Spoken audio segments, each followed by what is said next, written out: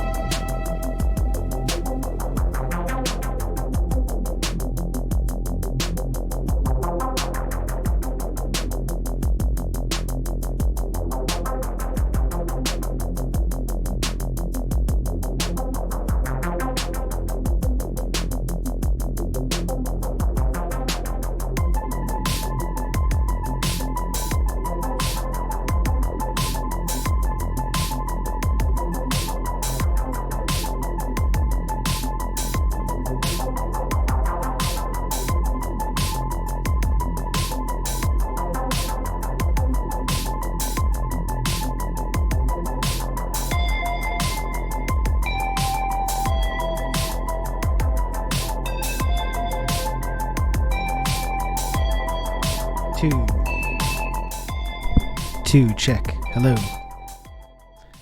Hello. Two, check. Thank you very much, Misunderestimate. Why is this all the way over here? Misunderestimate. Thank you so much for the 6 months. Tier 1. I continue to climb Twitch's only triangle-shaped friendship clout exchange mechanism. Wonderful. With that kind of a resub comment, you're going to be up in that elite tier in no time. You're going to be up in the elite tier in no time at all. What's going on, everybody? What's up? How are you? How are you doing? How are you doing?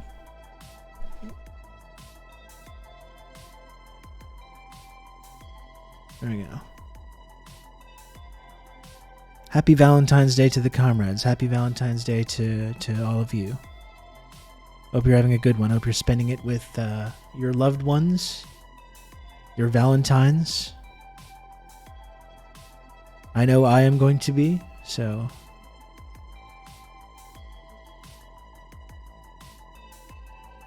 Is this title for the Twitch front page mafia that decides these sort of things? I mean, I'm simply just outlining the TRRS is just a wholesome...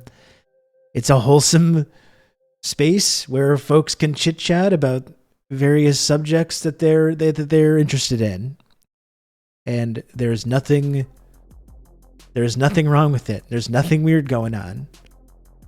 That's all.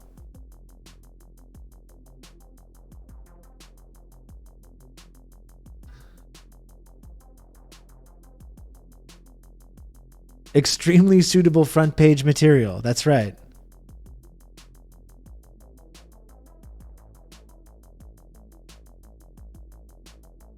Uncontroversial, entertaining content.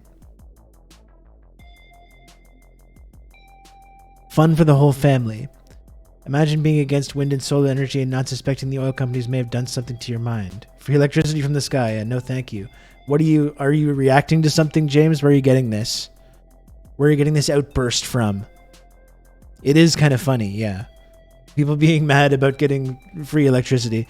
People are so cucked by capitalism. No, these oil monopolies must continue to profit above all else.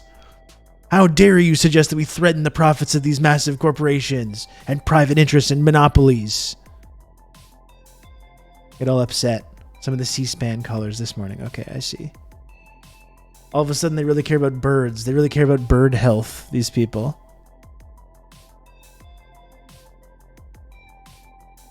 But I can't smell the gas burn before I drop a nice egg to fry with solar. It's only fine if you say the word jobs when talking about solar. That's right. That's the only way you can sell it to people. You have to talk to Americans. You have to talk to average Americans like Captain Picard in that episode Darmok. You know? You have to be like, jobs grow the economy with solar. Solar jobs economy profits.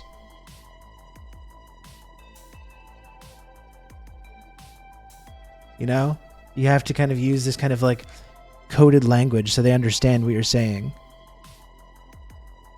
As if the fossil fuel fumes are good for the birds. Famously, there's never any like oil spills or anything like that that damage a bird or other wildlife. Shaka, when the walls fell.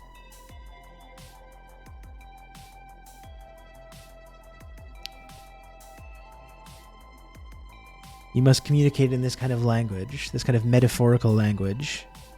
It's the only thing that they understand. Market loves solar. Solar jobs good. Solar profits shareholders. And the average American is like, okay, I guess it sounds all right.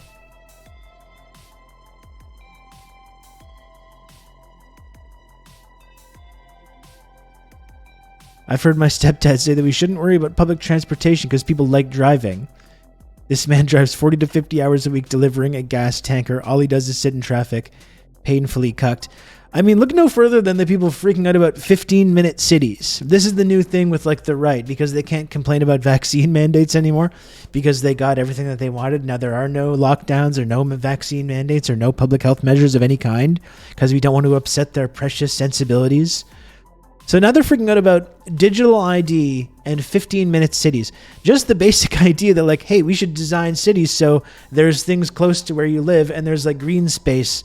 So you just live, you can go walk to the grocery store. You can go walk to all these local locations, parks, and it's going to make people's lives better. It's going to make you healthier. It's going to make you feel good about living in your community.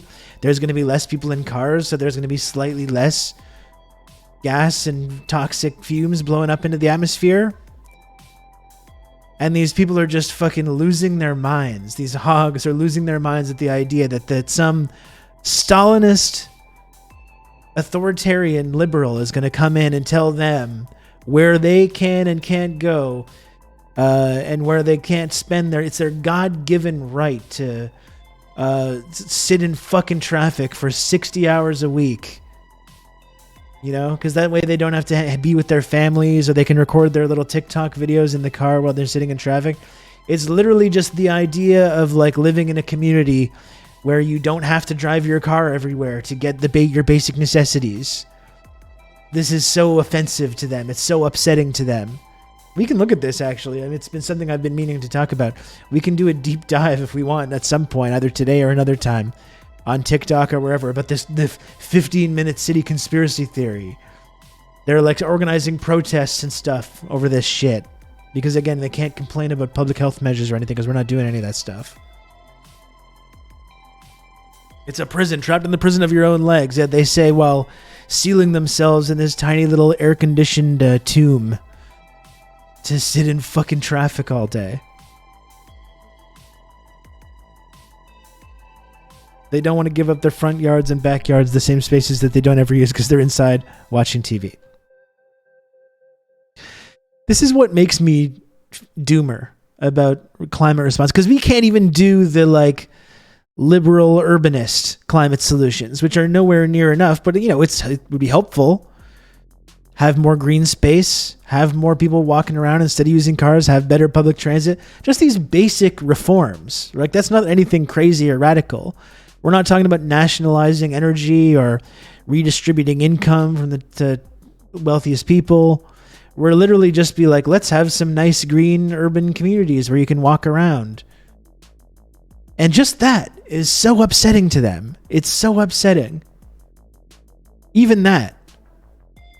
And we think we're going to have any kind of response to climate change that's not going to involve, like, you know, some serious education of these folks. Some getting educated for the second or third time, you know? I think it's going to probably require that. The COVID response is the climate response. You're on your own. That's right. That's right. You can make individual decisions. You can wear a mask or not wear a mask. You can use plastic straws, or you can choose not to, or you can compost or whatever. But even remotely trying to have any kind of communal response, even this bare minimum stuff like 15-minute cities is so offensive to these fucking people. My chud cop bro-in-law mentioned 15-minute cities in some brain-dead screed the other week, and I had no idea what it meant until now. No, seriously, this is what it is. This is what it is. Well, Dutch, I'm not exaggerating at all. It's like this basic idea of let's have some more, like that a walkable city. What is that? Mixed-use walkable architect or city design or whatever it is, urban design. That's all it is. Let's have better public transit. Let's have more green spaces. Let's have your basic amenities close to you so you don't have to sit in your car all day, which is good for you and it's good for the environment. And people are like, no! Losing it over this. In a hypothetical, if electric cars solved all the climate issues and you took identical models of everyone's car, truck, replaced it, and there was no difference in performance, there would be so many people fucking livid about it. For sure. We'll give you a free car. How about that? I don't want your government car. Walkable cities, like the one good thing about Europe. Exactly. Like, hey, maybe we shouldn't all live in these fucking, like, prisons. These massive concrete prisons in our own little fucking identical McMansions next to each other and have all the communal space be a concrete strip mall which you drive to in your car, and you go to the drive-through Starbucks and the drive-through Dunkin' Donuts and the drive-through bank and the Walmart, and that's all. Maybe we should have places where you can, like, walk and see who your neighbors are, see who lives in your community. Maybe sit under maybe have some trees in there. Maybe ride your bike once in a while. No!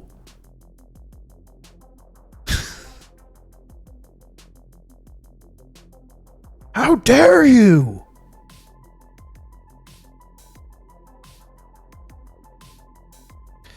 Not just Europe, many Asian countries, however poor they are, have cities that are walkable because car is expensive. And that's what the investment in transit has been so important there, right? Especially in China and other,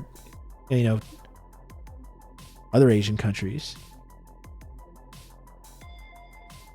Montreal as well. I feel fortunate to live in Montreal as a city that is like that does have a really good transit system, and that we are kind of moving towards that kind of urban design. It's very liberal. Like, it's nowhere near like an actual pushing back on the economic systems that are causing climate change and the climate catastrophe. But at least it's like something. Growing up in North Texas, some of my most cherished memories of high school was getting in the car and driving to the 7-Eleven, then driving to the Sonic restaurant, then driving by the movie theater, then repeating all of that. I mean, listen, me too. I grew up in the suburbs as well. I grew up in this exact kind of situation. Although I do remember a lot of walking around Brockville, Ontario in the night and getting into mischief. But walking to the 7-Eleven and walking through the suburbs and doing all kinds of wacky shit. Where's the thrill in life if my kid's constantly in danger of being run over by a pickup truck? Yeah, with like a 6-foot fucking grill.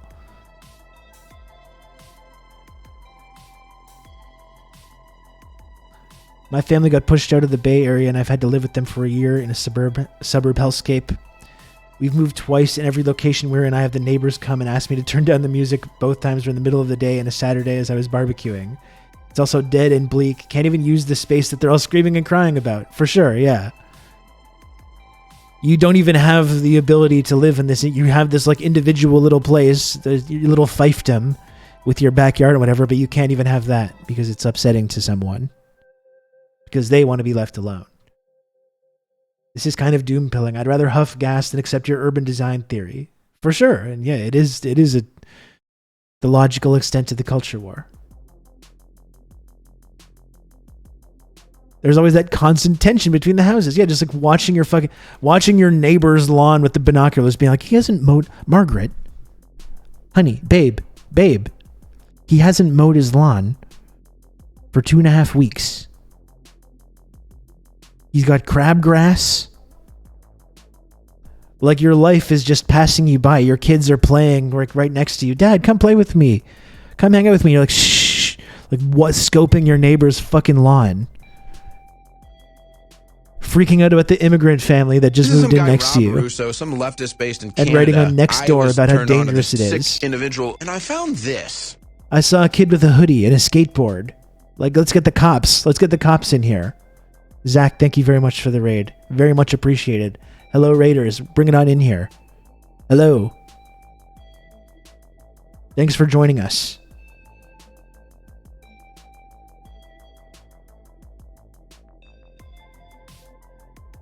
People in the US and Canada seem a bit lawn obsessed. Is this accurate? Well, if you're in that suburban mindset, absolutely. How was the stream today, Zach? What did you guys talk about? What did you all talk about? Right-wingers instinctively, desperately need to own detached homes with front and back lawns so they can have the necessary space and privacy for when they eventually get the urge to kidnap and torture people. We're just talking, Zach, about this weird reactionary backlash to like these kind of like basic kind of green urbanist movement of 15-minute cities. These reactionaries are just losing their mind about 15-minute cities.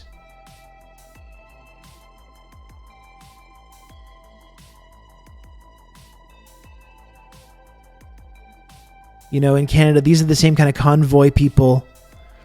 As I was saying before, they can't really complain about the stuff that the convoy was about, you know, vaccine mandates and lockdowns and public health measures, because now we don't have any of those anymore. We don't have any of those anymore, so they can't really complain about it. But this is what they've moved on to now.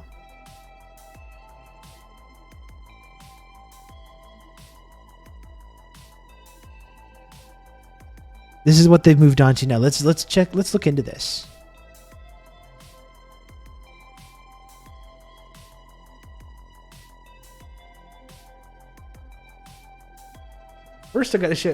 Before we get into this, I've been trying to make more of an effort to post on TikTok. I'm trying to post more on TikTok now. Part of the reason is because like I just want to try and grow this stream, which is why I was a little frustrated by the events of yesterday. I don't know when I'm going to get another chance to be on the Twitch front page. I really do need to. I don't want to renounce any of my views, and I have no intention of doing that, as you folks know, but I do really need to grow the stream this year. Like that's really a goal of mine that I really need to try and figure out. So shooting myself in the foot in that category is kind of very frustrating for me, and I have to kind of try and think about that kind of stuff a little bit more. But another one of the ways that I'm trying to grow the stream is by posting on TikTok. I mean, I originally posted about the alien stuff because like last night especially, because now I've been using TikTok more and paying attention to it more, and I really realized how much this like UFO stuff, and I don't know what I expected. Aren't you that Stalin streamer? No, that's not me. That's another person. My girlfriend lives in the city center. It's so fucking nice and convenient to just be able to walk places. I feel like an absolute mug living in the countryside. Yeah, it's like I love my 15-minute community. You know, it's fucking great. But last night I started watching some of this like UFO content on TikTok, and I don't know what I expected, but it has really driven a lot of these folks that like conspiracy TikTok into just an absolute frenzy, which is understandable considering the ways that like I feel like elected officials have in Canada and the US have talked about this like, ooh, these mysterious objects in a way that's designed to like, it's like crack to these people, these like UFO people. And so a lot of the stuff that's been going on in the media and what the actual political figures have been saying has just like completely, you know, sent these like UFO folks into a total feeding frenzy for this kind of stuff. And once I realized as well how chilling it is, because I started looking at this content last night, and then the way TikTok works, I don't know, the mysterious algorithm as you're just flicking down the For You page, determining what you want to see more of. And once I saw one alien video, then like as I'm scrolling, I'm seeing more and more until I'm just seeing crazy shit with like hundreds of thousands of likes about how we're like on the verge of like interdimensional shifts and stuff. And like, you know, just really wild stuff. But the UFO stuff really set it off. Now my title is totally fucking different than what I ended up talking about. But I did make this.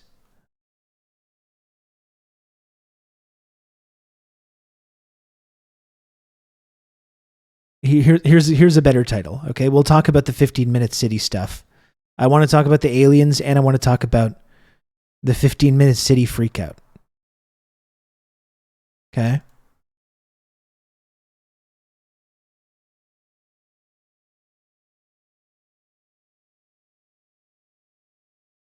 This is better.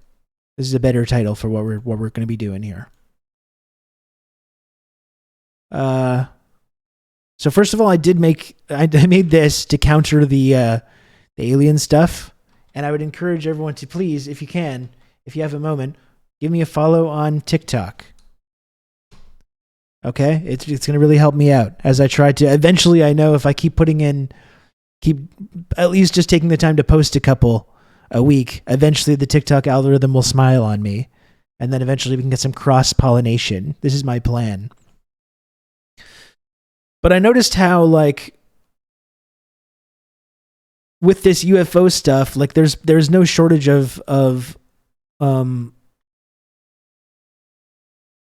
material that these people can work on. But you're seeing, like, I posted one last night on Twitter. Like, we can start with this. And how, like, you can take all the wacky stuff that we're seeing in the media, and you just slap some spooky music on it, and all of a sudden it really sounds like, oh man, what's going on? And like, I was really seeing last night how easily it is to get pulled into this total rabbit hole of this kind of content.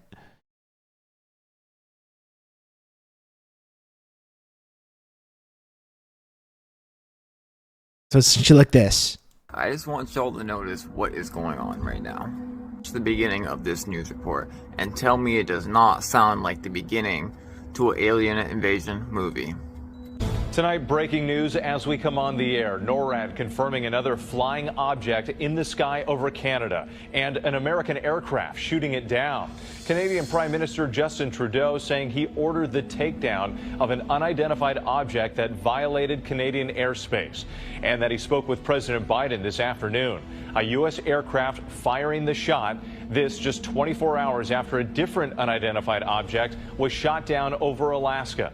Operations underway to recover the debris, but Arctic weather conditions are making things difficult. The mystery tonight about where these objects are coming from, their capabilities and purpose. The fact that it sounds like a movie means it isn't really aliens. Yeah. I hope that everyone can see what's going on right now. Like, I sincerely hope everyone can see what's going on. So I just posted a friend's clip where she saw Joe Rogan's UFOs going nuts on this at stuff the as beach, well. Near where the balloon was, one disappearing at a time, right? Look what someone else saw yesterday.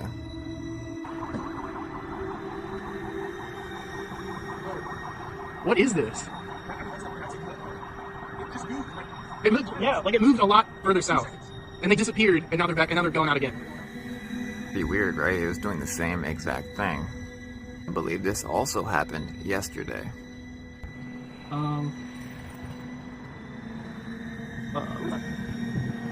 The music does so much of the heavy lifting. The government has already told us that UFOs and aliens are real. They already did. They literally had a Congress hearing about it.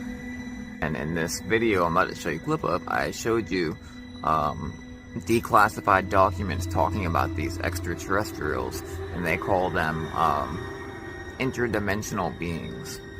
Yes, if you're wondering, that place sitting on top of the Temple of Apollyon has a whole lot to do with it, because what that is doing is opening a rip in this dimension. So we have interdimensional beings coming in and leaving at will, and that's why we see so many more.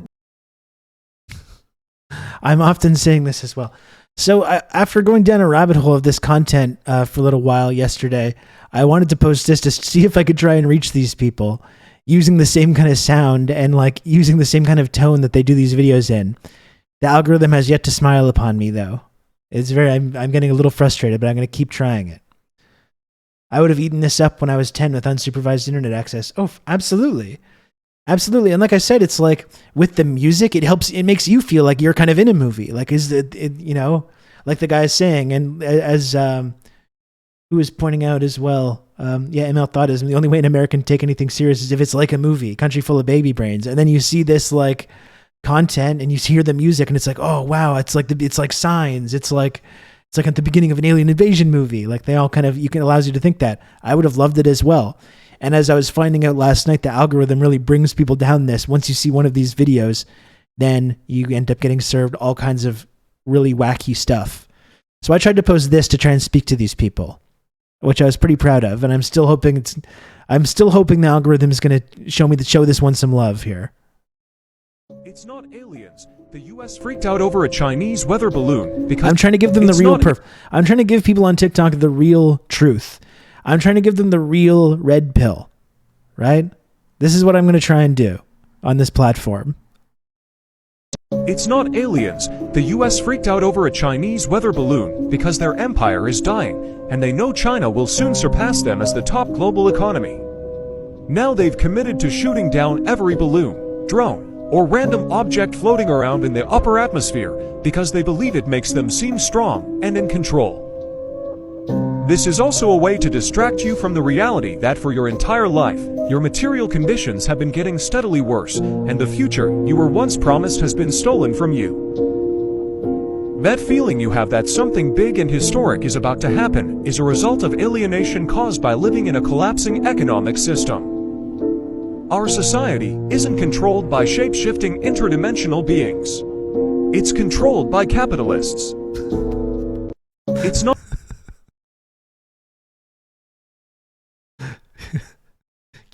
I'm trying to wake some of these people up for real.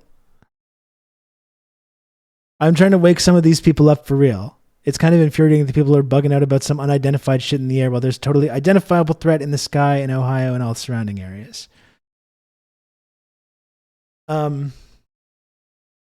Wake me up inside.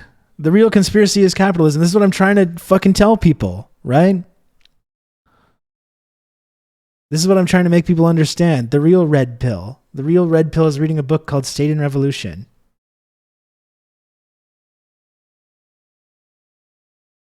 You can count on me. You're going to have good old Rob to talk you through all this. Wake up, sheeple. Thank you, Freelance Communist, for the 10 months tier 1. Thank you.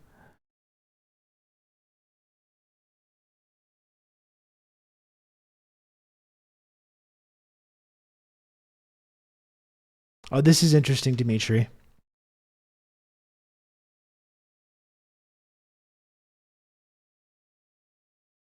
I like using that text to speech. It's crazy how good the text to speech is getting. The CIA on Americans, 1952. A fair proportion of our population is mentally conditioned to the acceptable of the incredible. In this fact lies the potential for the touching off of mass hysteria and panic. The public concern with the phenomena, which is reflected both in the United States press and in the pressure of inquiry upon the Air Force, indicates that a fair proportion of our population is mentally conditioned to the acceptance of the incredible. In this fact lies the potential for the touching off of mass hysteria and panic. It is a kind of this like UFO obsession really is like a uniquely American thing too, isn't it? Is there a big UFO community in like Germany, for example, or you know, elsewhere around the world, like, you know, Western Europe or Africa or the Middle East or Asia. It is a kind of distinctly American thing, isn't it?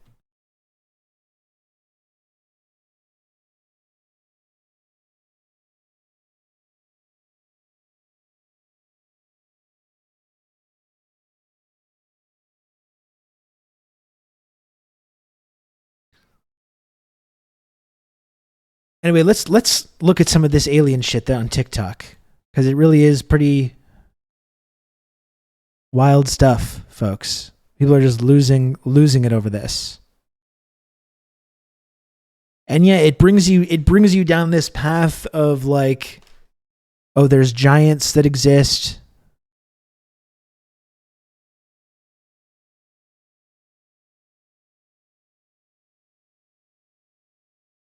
What's the guy's name? Inspired by the King.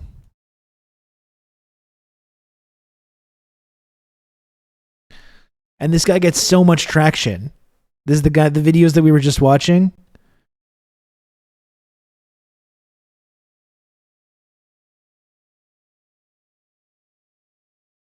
$70K,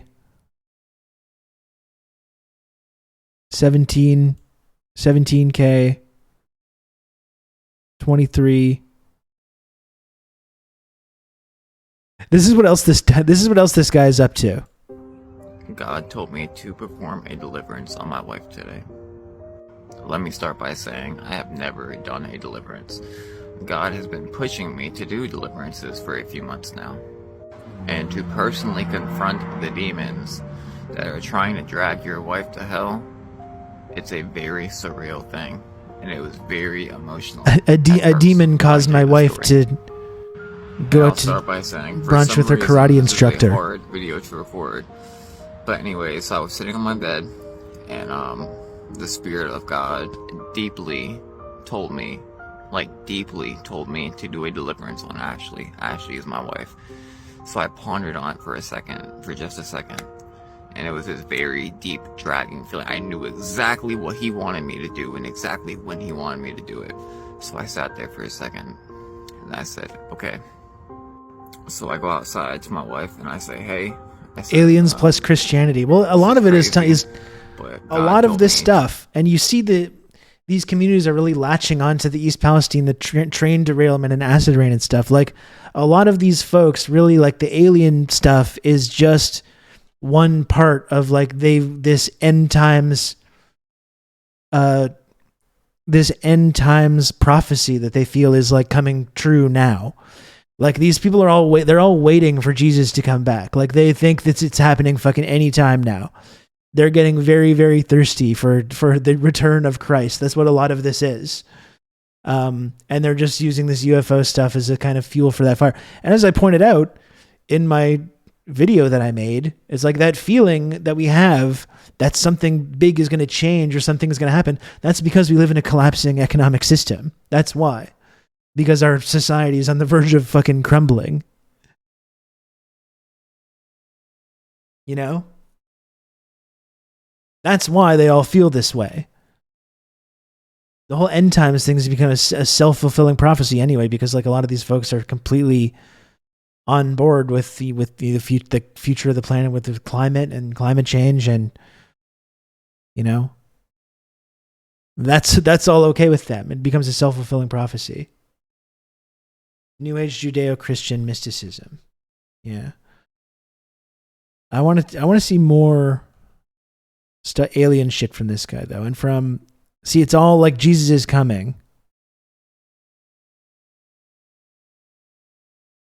I just want y'all to notice. I don't want to finish the story by casting a demon out of his wife. It's just too dark. And tell me it does not sound like the beginning to an alien invasion movie. Tonight, breaking news. Yeah, this is the video that we just watched. The first clip is, the first hashtag is Jesus is coming. 38K likes.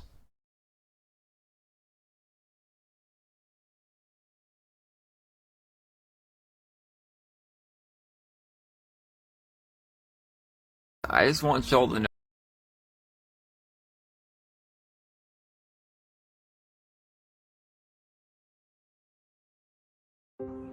God told me to perform a deliverance.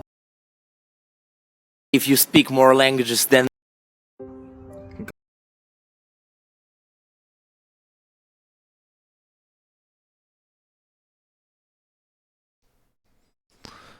Here's more of the like crazy, the like real serious UFO stuff though. This one has 12.6 million of views. The United States fighter aircraft assigned to U.S. Northern Command successfully took down a high-altitude airborne object off the northern coast of Alaska at 1:45 p.m. Eastern Standard Time today. And have good old within Rob U.S. to talk you through all this.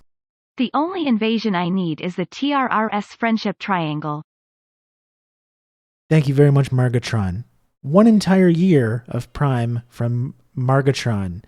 Thank you, Margatron, and congratulations on the 1 year sub badge. Just one more year away. 12 short months away from the highly elite, highly exclusive TRRS Golden Sub Badge. Sovereign airspace over U.S. territorial water.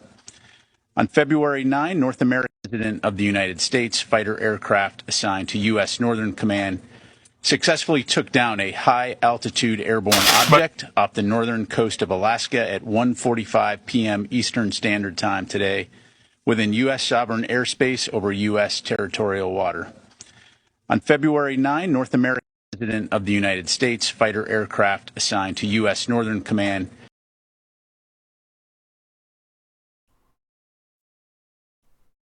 Apparently, UFOs are getting shot down left and right. That's a missile which hits the UFO, and the UFO has burst into flames. If you look closely, you could kind of see the shape of the UFO. And if you close your eyes, you see absolutely nothing. So it's best to keep them open. But don't forget to blink. Also don't forget not to blink. Blinking kind of happens automatically.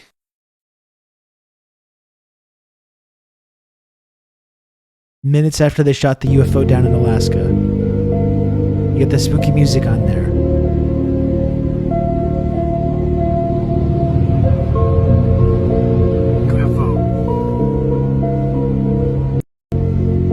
I did not see anything. What am I missing here? UFO. Did not see anything. UFO battles over Nevada, USA. 611 likes on this.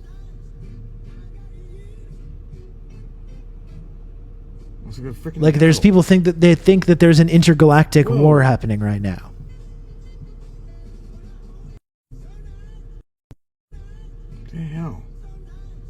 Was it a UFO on the truck? Okay, you see the cop car? It's hard for me to see. Okay, yeah.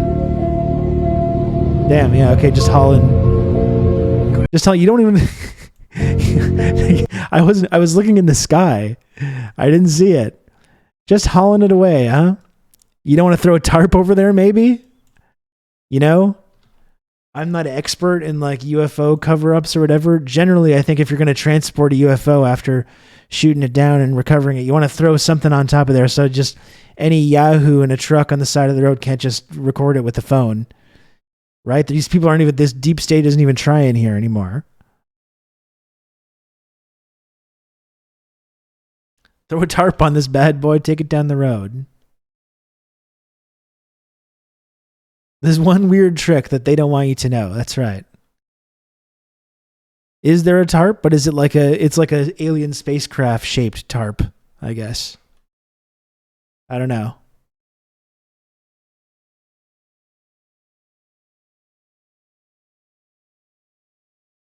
They're just doing it in plain sight. They're dabbing on us.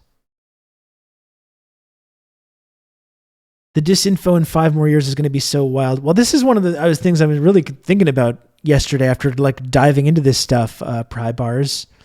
Just the way that like with AI and pretty soon like we're not going to know. There's going to be hugely viral clips being shared on TikTok and Facebook and Instagram, whatever, of people saying things that they didn't say.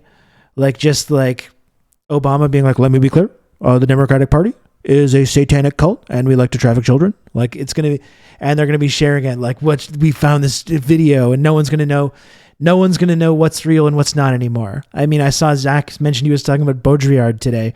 We're living in like the Baudrillard fucking nightmare world now. where everything is a copy of a copy of a copy of a simulation of a simulation. And no one is going to know anymore. No one's going to have any capacity to tell what is real and what's not real. Obama did say that, though. That's true. That is correct. We simply use the computer to mark up the size of the account.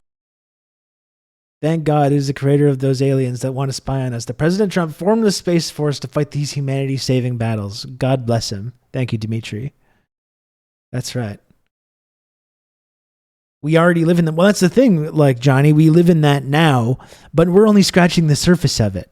We're only barely scratching the surface of it. Right? That's what I'm kind of concerned about, because we're seeing it now. Like, we're looking at it right now on this stream. But this kind of stuff, this is not an issue that's going to like get better. This is only going to become more of a problem in our society and our culture.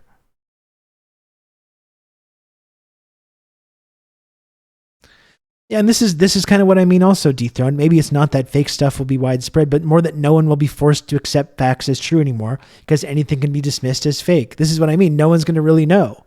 It doesn't mean that everyone's going to believe every single wacky thing that they see, but the ability to differentiate between real and fake is going to become a lot more of a gray area for all of us.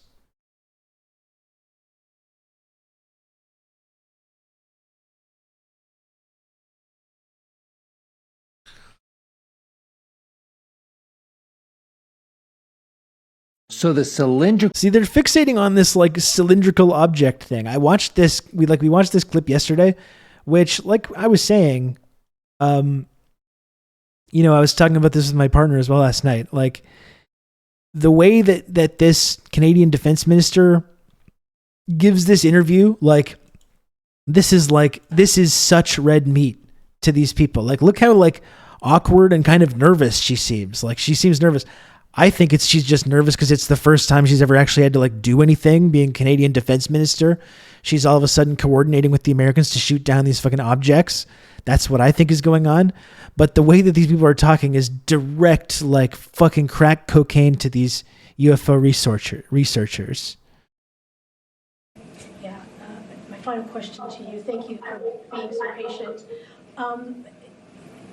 Last week, the U.S. shot down one of these balloons. They called it a Chinese surveillance balloon. China pushed back, saying it was a weather balloon. What is Canada's position? This is an object. Like she looks kind of shaken. This is a cylindrical object that we shot down today. It appears to be a cylindrical object. Like the people are losing it over this. Losing it. Working to analyze the debris to identify more specifics about this object. It appears to be smaller in size than the one that the United States shot down off the coast of North Carolina last week. But at this point, that is the information that I can share.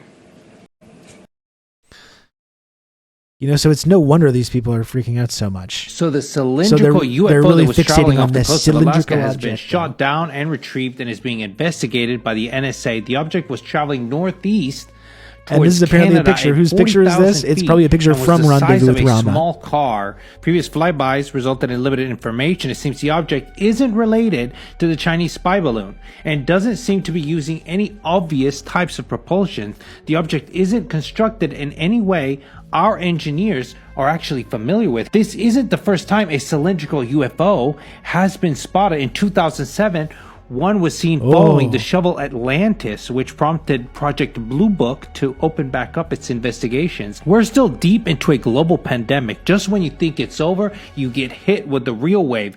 We could essentially be on the brink of extinction and not even know it. And if there ever was a time for aliens to be observing us, now would be the time. Heck, they could even have a hand in our fate.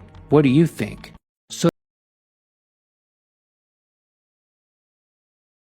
Yeah, look, then here's this guy too. What are they not telling us? Is there any indication that this object is not... You just put that spooky music on, it sounds so much more serious. From all indications, this object is potentially similar to the one that was shot down off the coast of North Carolina, though smaller in size and cylindrical in nature. Like, why didn't she say, no, it's definitely not a UFO, or no, we don't believe that it is? Will this harm us? So just to confirm, so it sounds like it potentially was another balloon? Is that what we're being led to believe here? I will refer to the item as an object at this time. What can we do to prepare? If you're an expert, weigh in. If you know about prepping, especially if you live in the city, let me know. What should I be doing? What should we be doing? The thing to remember too is that as a community, we will prevail. We will get through this. So let's all stick together. Okay, seriously, what are they not? This guy has a lot of stuff.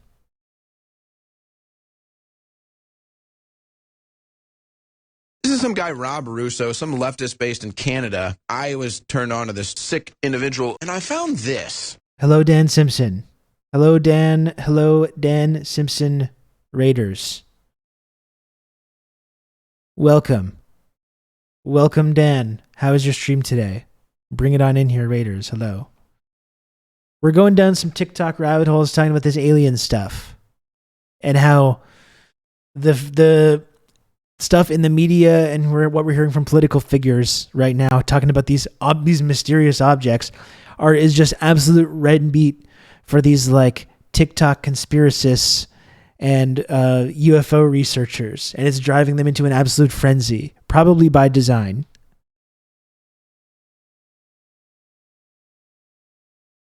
I mean, save us, President Xi and or space comrades is a reasonable position to take. Absolutely. I've gone on record many times that I'm planning on immediately defecting to the alien side. This is exactly why you should be concerned about the UFO that was sighted today and ordered to be shot down. It is not common to scramble airplanes. Gotta get that spooky music on there. Sky. And now we have 3 in the last 7 days. People are rightful to be a little bit, to view this as a little bit disconcerting. I don't remember a single time that a Canadian Prime Minister sought NORAD. The music has me shooketh. Me too. Skies. I think this is unprecedented. A bunch of people in my comments were like, oh, if they were really invading, then they would send more than one spaceship. Well, guess what? Maybe they're testing the waters to see what we got, bud. Maybe someone is fucking testing dumbass us to see just how sensitive our system how is. How dare you doubt it? How dare you President Biden, by Prime ask Minister questions Trudeau, about this? Is to err on the side of taking things down and showing a big demonstration of defending territory. You're so smug. Like,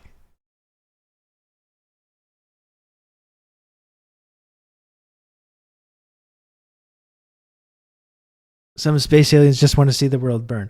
Well, and that's the point too, like what Johnny's saying. If there was a species of life form capable of intergalactic travel, there's literally nothing we would be able to do to stop them in any real capacity. That's what I was saying yesterday about this, where any aliens that are coming here, if they have the ability to like get here from even the nearest star, let alone like elsewhere in the universe, or even the galaxy, would put them so far beyond what we're even remotely possible, theoretically capable of. Like we're ants. We're ants to these aliens. So if they want to just come and wipe out our whole civilization, they're going to be able to do that at any moment. And we're not going to shoot down their fucking probes or ships. That's just not going to happen.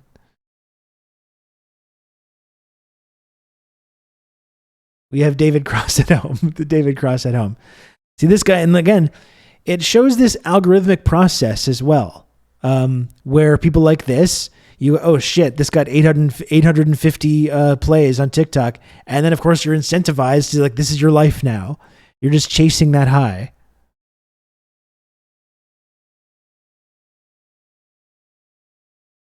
Like, look at this. Look at this guy's page.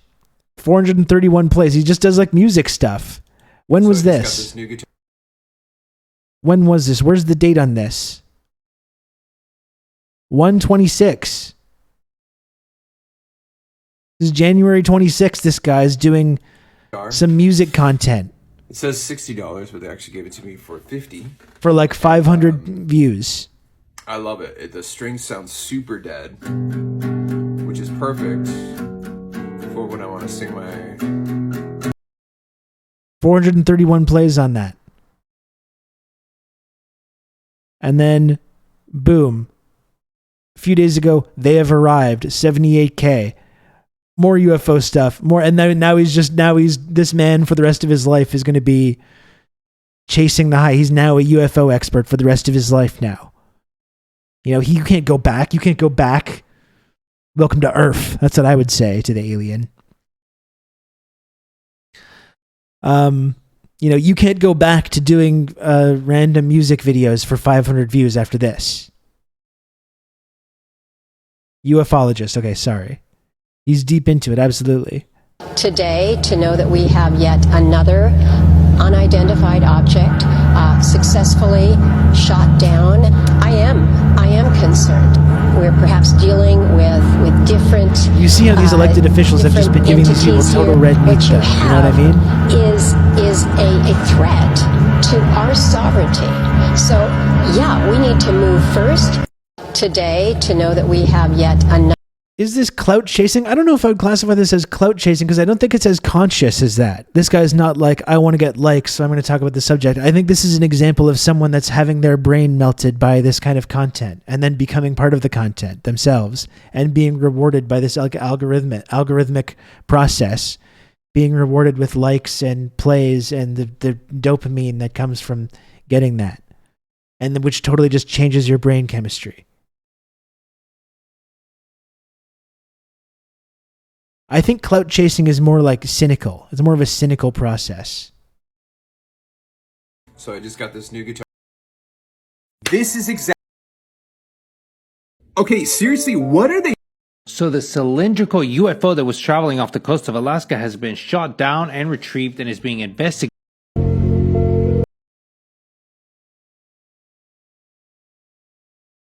I just find my...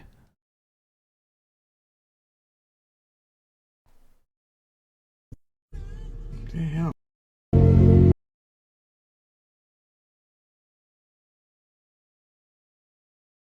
Find the thread here. And now there's just like, there's so much, there's clips of like shooting stars, and first it's over Paris and then it's over London. You see there's different labels of like the cities each time. I saw there was all these Starlink satellites, like Musk's Starlink satellites are in this kind of straight line. People are looking at all that.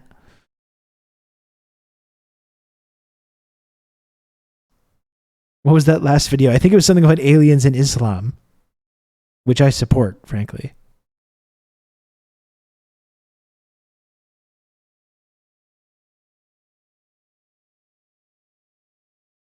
$3 million views. Tom Green's getting involved.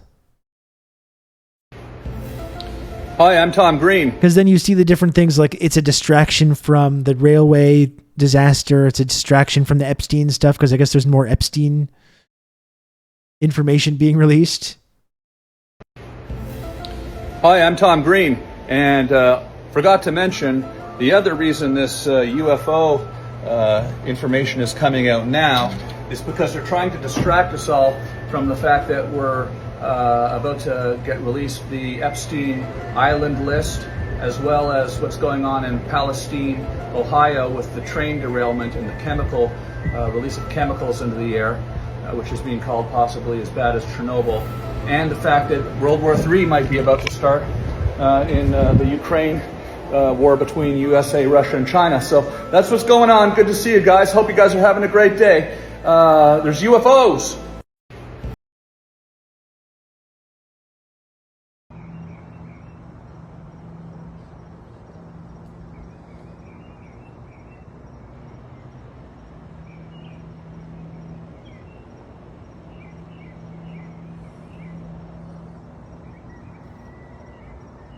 How many followers does Tom Green have on TikTok? 1.1 mil.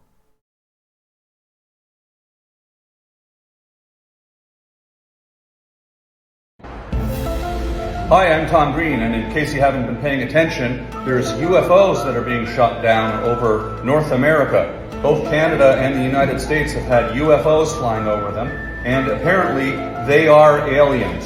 This is my opinion. See, why wouldn't they be aliens, right?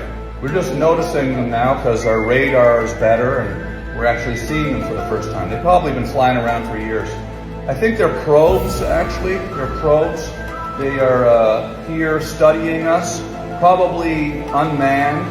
And although at Roswell, they did shoot down. Lodan, I think Tom Green's bigger deal to Canadians because he came from like random Canadian public access TV. With aliens in them. So that's what's going on. Okay. Good morning, everybody.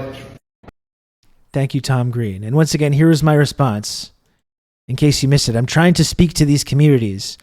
I'm trying to like wake them up. I'm trying to wake them, pull them out of the matrix, give them the real red pill, whatever you want to call it. It's not aliens. The US freaked out over a Chinese weather balloon because their empire is dying, and they know China will soon surpass them as the top global economy. Now they've committed to shooting down every balloon, drone, or random object floating around in the upper atmosphere because they believe it makes them seem strong and in control. This is also a way to distract you from the reality that for your entire life, your material conditions have been getting steadily worse, and the future you were once promised has been stolen from you. That was my distraction. That feeling you have that something big and historic is about to happen is a result of alienation caused by living in a collapsing economic system. Our society isn't controlled by shape-shifting interdimensional beings. It's controlled by capitalists. I just need the algorithm to get me out there, and then I can become a shaman to these people, and I can lead them down the proper path of materialist analysis.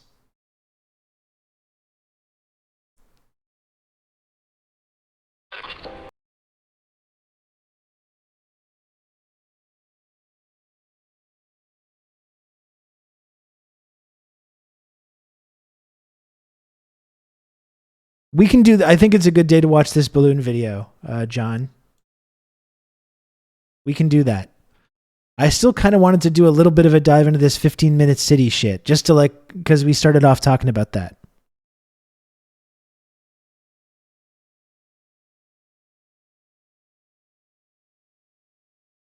I tried that. They don't want that. They just want to bolster what they already think. I guess so. But I'm trying to fucking speak to these people. You know? I'm trying. Let me see if I can go into that. Because I started off talking about the 15-minute cities. 15-minute city, Canada. This is the big right-wing meme. And I'll show you, I tweeted about this the other day. I've been getting a little bit spicy with some of these takes.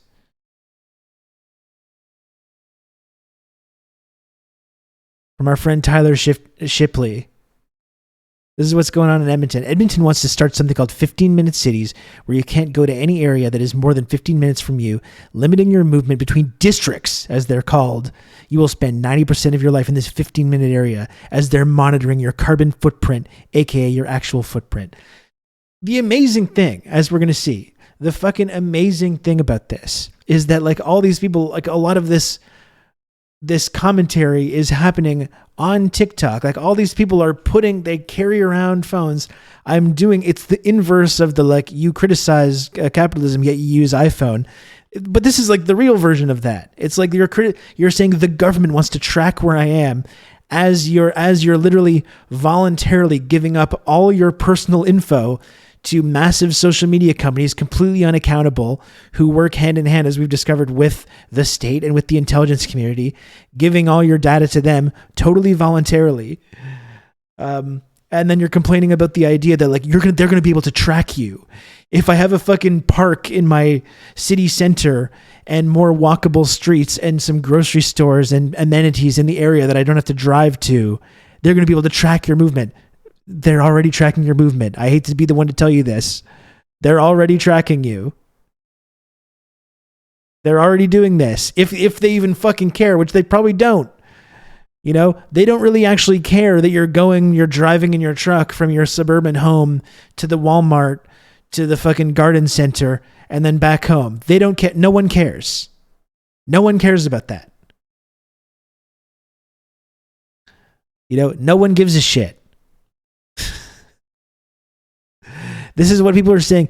Anyway, this is what people are saying about this. Again, completely benign concept of living, maybe the idea of living in a city where you have to drive around a little bit less, essentially. And you have more of a community. You can walk around. You can have some park space, some green space, and some local amenities. And you don't have to spend every fucking waking moment in your car in a drive-through or in a fucking traffic jam.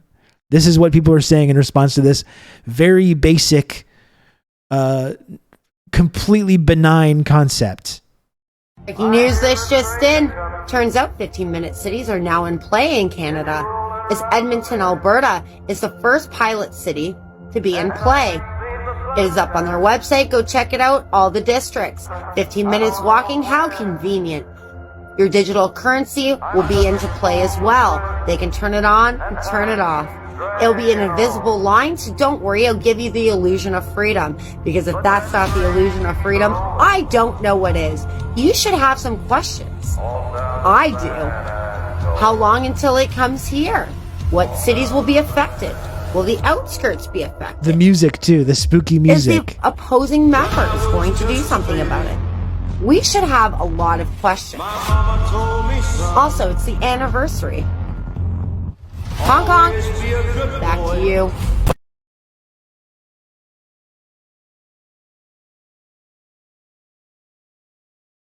So Edmonton, Alberta has been in the news a ton lately regarding its 15-minute city. And so what does that mean for you living here in Edmonton, or if you're thinking... This is like a real estate guy trying to capitalize. So just recently I've learned about 15-minute cities, which sound great actually, unless you talk to people that believe in conspiracy theories.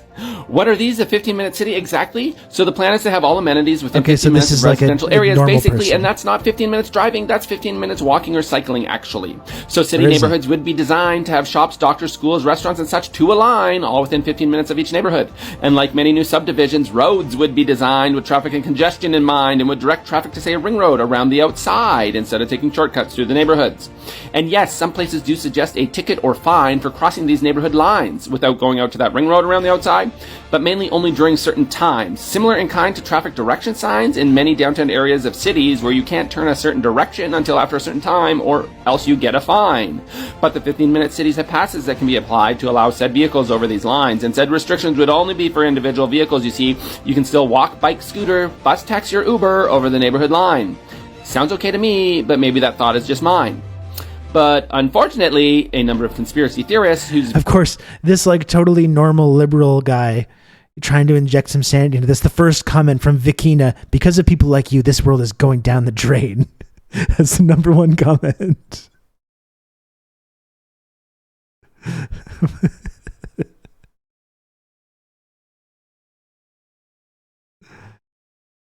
Oh, this fucking guy, this Chris Sky con man. What's the point of a district? What's the point? I'll answer that question. Do you actually want an answer to that question? Sure. Okay, we have neighborhoods right now. The city right now is divided into about 400 neighborhoods. Has anyone, that's been that true for, I don't know, as long as Edmonton has existed. Has anyone tried to confine you to your neighborhood? No. But they never called it a district. They're calling it a district. It's so scary. Neighborhoods exist, and all during COVID, I came and went. Okay, I'm answering your question. You off for a second. I'm going to answer your question. You said we were never... You wanted me to answer your question. Short stop. You said we were never confined to our neighborhood. But they certainly tried under COVID. Yeah. And let's just pretend for a second we go along with the 15-minute city plan, and now we have these wonderful districts. How much easier would it be for them to literally lock us down into a little tiny 1.5 square kilometers? Is there going to be a stipulation in this policy that says, look, we will never have barricades here? No, we didn't consider that because... We didn't consider that because that's the exact plan that we have considered. Because, you got the mic. In fact, there's infinite things that the plans will not do. We're not going to neuter your chinchilla, for example. We're not going to come and give you a haircut. But that's not something that's going to come in our mind. No, hold on. But listen. Ridiculous they are. What I'm saying is, that's not a good argument. There are many things this is where we're at. Imagine that could happen. This is how things are going. No, that's not something that we can imagine. That's something that they're doing already.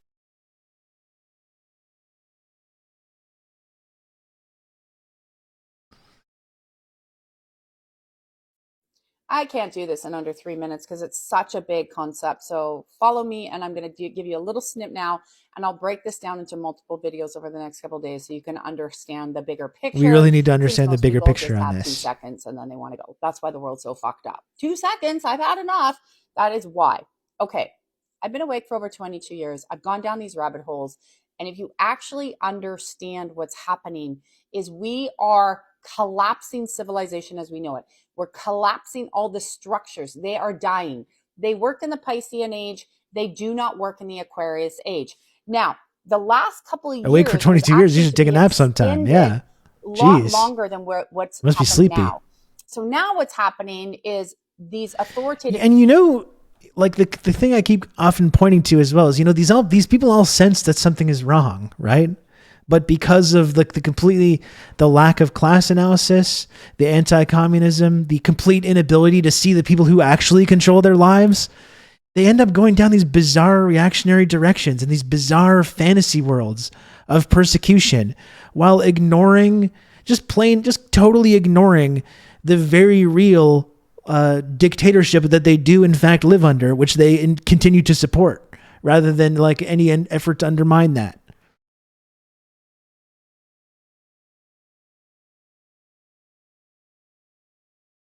people that have run the world for 2,000 years and anchored in their plan in 71. And that's when, right, WF was created. Oh, they just created so they could like form all these organizations and take all your money. That's what happened. So now they're actually having to throw everything in the kitchen sink from, yes, you'll see the central bank digital currencies. Yes, they're going to try. Yes, they want you to be afraid. Yes, they want you to get consumed with this. But I'm telling you, civil unrest is here and it's all over the world and it's going to get worse. The more that things get exposed, because again, we're in a collapsing economic system. More people are rising up saying enough is enough is enough. And these systems will get dismantled from the inside out. Doesn't happen overnight. But that's why you're hearing people like... You're describing capitalism, ma'am. Who's come out and said, yeah, we're going to have an alternative to this crony system that wants to destroy humanity. Because that was... I can't do 3 whole minutes of this. But this is what folks in this like Canadian conservative movement are freaking out about. Now that they've got everything that they wanted. And no more public health measures, no more mandates, no more anyone giving the Trump forcing them to take a vaccine, no more masks. But they still need to hold on to this idea, this feeling of that they're being persecuted by some kind of conspiracy. And they need to try to justify this kind of feeling.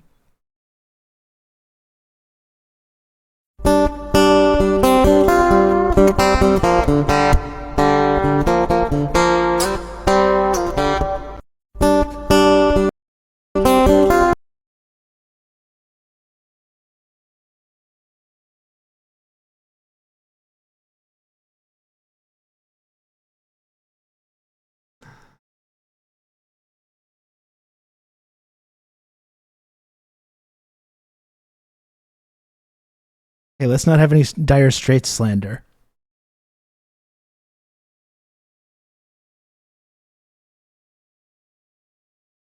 "15-minute cities. This is the big crisis that's facing these people."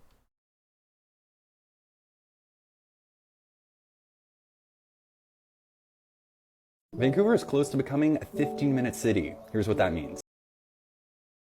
Urban planners use the term to describe a city where everyone can meet their essential needs within a 15-minute walk or bike ride. A new study from SFU has found that 79% of Vancouver residents are within a 15-minute walk to a grocery store, and 99% of residents can bike ride to a grocery store within 15 minutes. Experts say those targets are important for an inclusive city because not everyone can drive. It's also key for climate targets. The city wants 90% of residents to be within an easy walk of their daily needs by 2030. The study found areas in Vancouver with less access to grocery stores have higher proportions of kids, seniors, and visible minorities. And researchers say city planners need to invest in more equitable access to amenities. The study is also limited to the city of Vancouver, and experts note there are fewer areas in Metro Vancouver that you could call a 15-minute city. How important to you is walkability in a city? Let us know in the comments. Vancouver is close to... This is the totally benign concept that all this is about. Residents are going to need a permit to leave their district from 2024. I know I said I was going to do less of this content, but can't fucking stop because you need to hear the message. So Oxford City Council are the test beds, along with a few others, for this 15-minute city. And by fucking God are they adopting the principle. So much so that they are going to require you to have a permit to leave your district if you wish to travel over 100 days a year. Now, a lot of people are taking this as hearsay. It's not going to affect me that much, this, that and the other. But what we're already seeing in Oxford with the traffic time distance tracking that they're doing is people changing their behaviour, and that's the significant point that everybody's not paying attention to. They haven't even rolled it out fully, and people are changing their behaviour.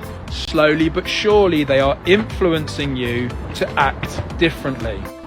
So think about it for a moment. If you enjoy going to the countryside, if you enjoy going to the farm shop, if you enjoy spending time with your family and your loved ones, your behaviour to do those things is going to change. Especially if you've got to leave your district to do it. They think cities don't currently influence behavior. Or, like, again, going back to the sort of economic concept. Like, do you think your fucking boss maybe influences your behavior at all? You know, that's never questioned. Or like the bank deciding who does and does not have the ability to get a home. Or how everything is fucking commodified, so there's no ability to do this. So we can never talk about, you know, decreasing the cost of housing because there's so much money tied up in it as an investment for people that no politician can ever be like, we need to lower the price of housing, you know? None of these forces are ever questioned about the control that has on your life or the control that has on your behavior. That I need to keep a roof over my family's head is, it turns out, very impactful on my behavior. Like this guy's talking about seeing his family. Like who still has a job that has vacation time? You know? If you're one of these gig economy slaves, does that influence your behavior at all? Or know how much money I spend to maintain a car to be able to get to work or anywhere else?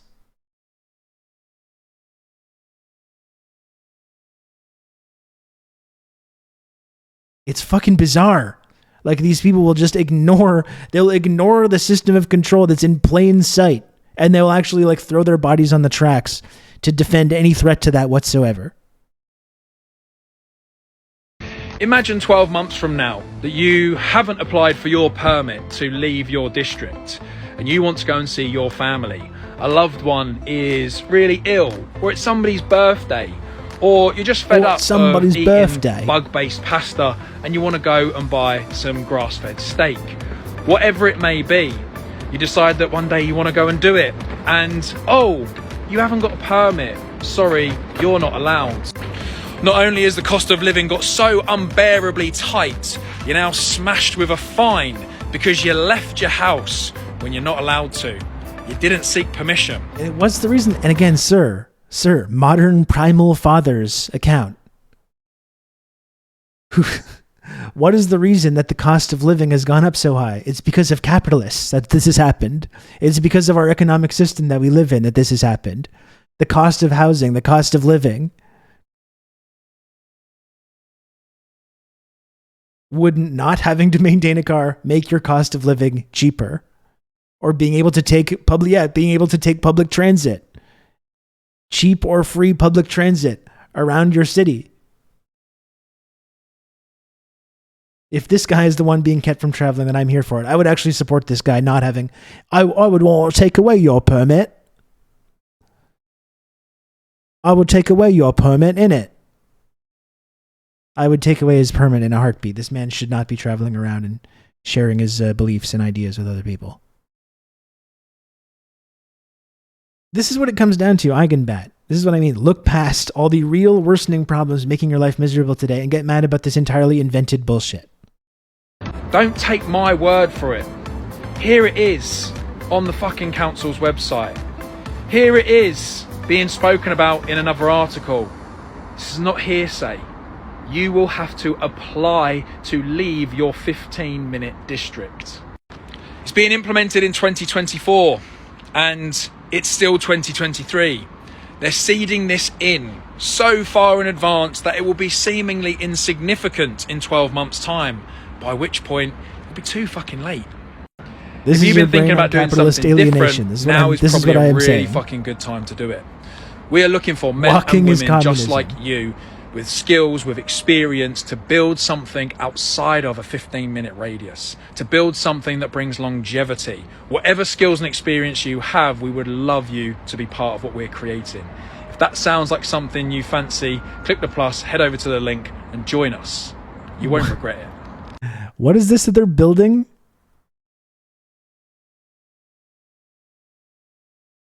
This is kind of sinister. Come live at our compound. We're looking for men and women just like you. For men and women just like you, Rob. with skills. Seriously, wow. Oh my goodness gracious. Christine, thank you for the 10 gifted subs. Oh my goodness gracious. Thank you, Christine. That's very, very kind of you. Thank you. My goodness. Christine, would you go live on a commune with this man? This man, he's freaking out about the idea of walkable urban infrastructure and green space, and wants like-minded individuals to come live on his commune. Seems just like a normal fella. If you've been thinking about doing something different, now is probably a really fucking good time to do it. We are looking for men and women just like you, to be part of with the modern skills, with primal experience, fathers to movement. build something outside of a 15-minute radius, to build something that brings longevity. Whatever skills and experience you have, we would love you to A be non-walkable yeah, is your commune that going to be walkable? sounds like something you fancy. Click the plus, head over to the link. I don't fancy it. I do not fancy it at all, actually. I don't know how to crop it any better because I'm literally 80. But it's about the 15-minute city thing in Canada right now, what Edmonton's trying to do. It's basically, in the city, all of your amenities, all the things you need, are within 15 minutes of you. Vancouver is, pretty much already there. I'm sure Toronto is, I don't know. And then Edmonton's we're going to try to do that. But then somebody starts a conspiracy theory saying that the government now is going to try and lock them in to their little 15-minute communities. They're trapped. They're going to trap them in. You can't leave. And that the new Hunger Games is going to start and we cannot comply. And so many people believe it. I keep seeing it everywhere. Facebook is hell. You get more conservative as you get older because you literally start getting Alzheimer's and go absolutely insane. I don't know how to... Sometimes we get some people doing some real talk.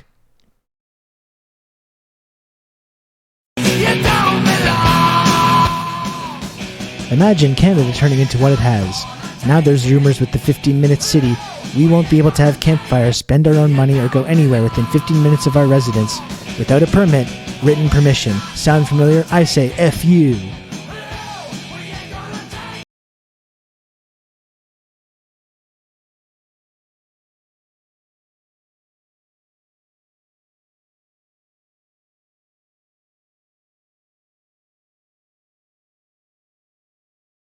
Yeah, isn't that interesting? You would think they would say, hey, let's try a prototype and see if this works. But you notice they're popping up all over the world at the same time. Suspicious. Suspicious. Something sounds suspicious. Do you think that all these mayors all over the world have the same thought at the same time? One of these things is not like the other. One of these things is not the same. I don't know how else we can clearly spell it out for you. The Bud Light was not a thing. It was preparing us for this. The cookies. They knew you were going to croak. That means they have less people to control. Almost like all the mayor's constituents want all the cities to suck less. I don't know. I'm not a scientist. Yeah, isn't that interesting?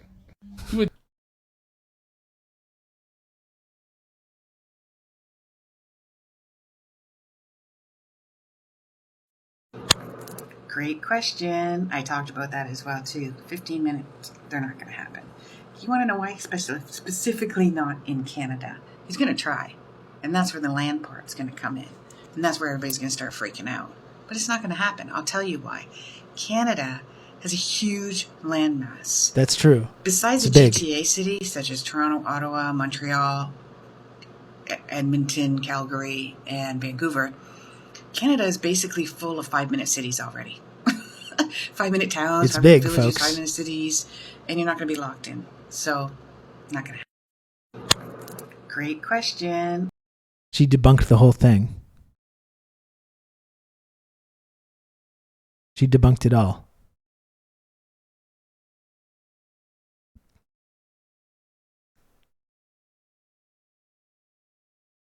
No, I'm not going to be quiet. We have to go there. You lied to us. We couldn't go there. Now we can't stay here. Now we can't go there. Where can we go? This is Canada. Canada, a free country for everyone.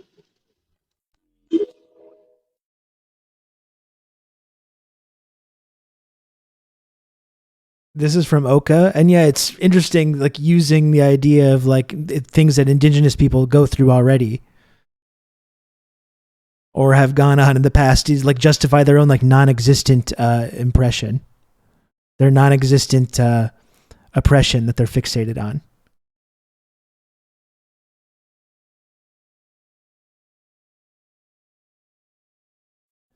Okay.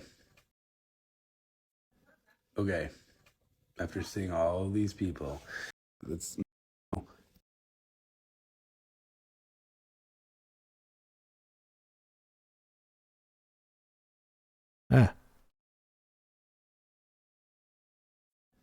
okay. It's about climate lockdown when all it is just a little bit of e-gates and, nameplate, number plate recognition. Oh, those crazy people. Make them nutters and promote people who love this stuff.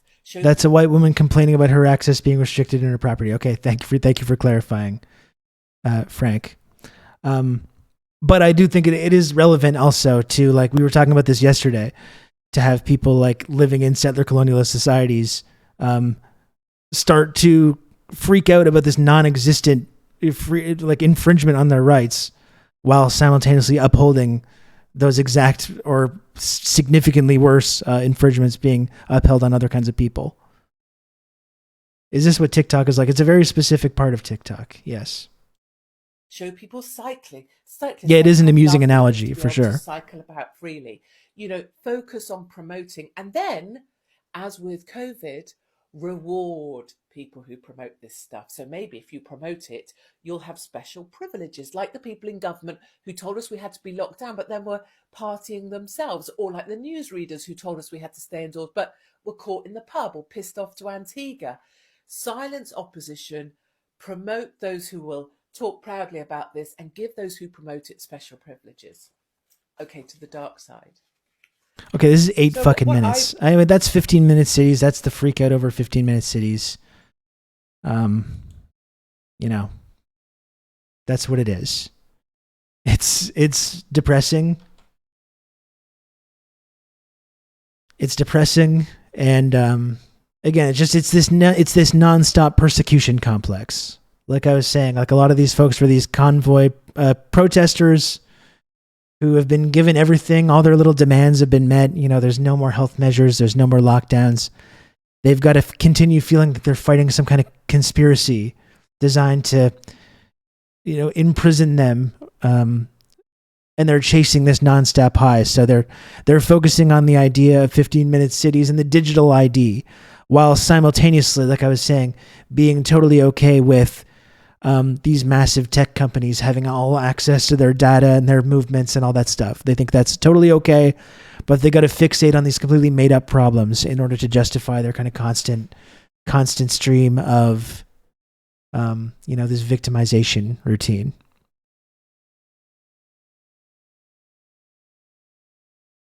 Spoken like a true Matrix denizen. That's right. And folks, if you want to support this content, the content that's good and not bad, I encourage you to please subscribe to this channel. It costs $5 to subscribe to TRRS and help keep this content on the air. If you enjoy it, if you enjoy the content, If you love the community, please subscribe or give subscriptions. Move up and down in Twitch's only two-dimensional, triangle-shaped friendship, access, and trickle-down clout tiered reward system. Before I move on to the breakthrough news video that we wanted to watch, I just wanted to throw that out there. That's how this content stays on the air, is through the endless, boundless generosity of the wonderful community members. So if you can, please subscribe to this program. Get the... You can count on me. You're going to have good emotes, old Rob to talk you through all this. Join the community. Yeah, this is right. And this is the exact point, Carnova, like what you're saying. The concept of living within a 15-minute walk or bike ride to your daily essentials is a nice one, but runs into the major contradictions of capitalist-designed suburban sprawl and capitalist-owned big-box stores. I think the depressing thing for me is seeing people that have become so ensconced in this like suburban prison. As much as they complain about a 15-minute city being a prison, they're trapped in the prison of their own design now, of this like horrible, alienating suburban sprawl and strip malls and concrete and McMansions like you're describing. And they can't think of anything ever being better than that. They can't even think of changing it at all or challenging it in any way. And they're willing to throw their fucking bodies on the tracks to anyone that suggests that this is like not a normal or a productive or healthy way for people to live. You know, it's really strange. And thank you, Lennon Smesh, for the gifted sub. I really appreciate it. Thank you.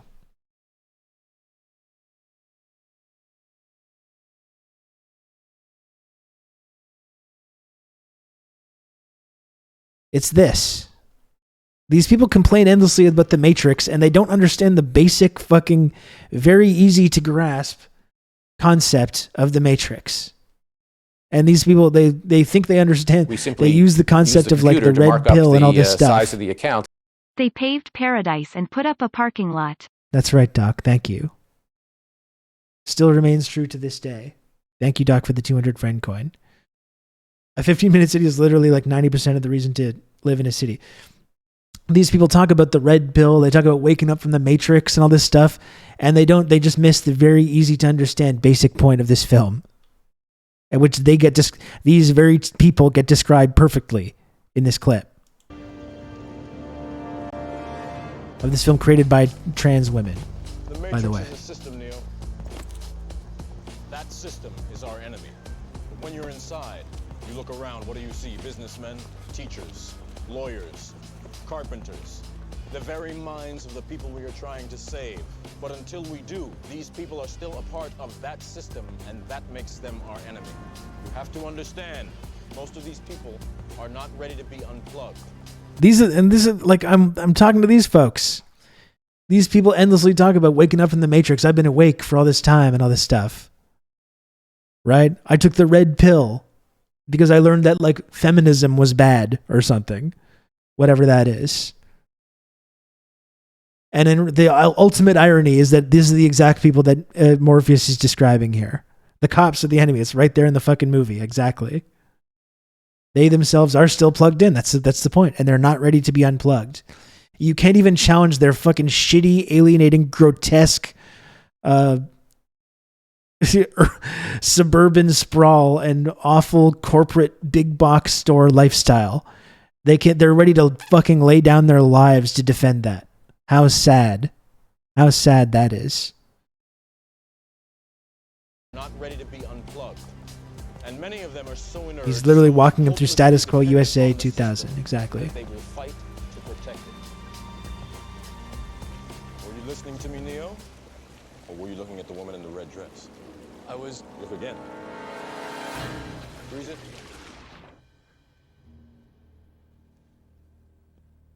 This isn't the Matrix. No. It's another training program designed. Seriously, I wish the Matrix did punish those people. If you are not one of us, you are one of them. What are they? Sentient programs. They can move in and out of any software still hardwired to their system. That means that anyone See, the system defends itself through these poor plugged-in sheep, and they go and they go around using these concepts or claiming others are exactly what they are. Very unfortunate. Imagine yourself watching The Matrix, basically, but you don't know what a metaphor is and you can't follow the basic plot. You can now join a PUA seminar. That's right.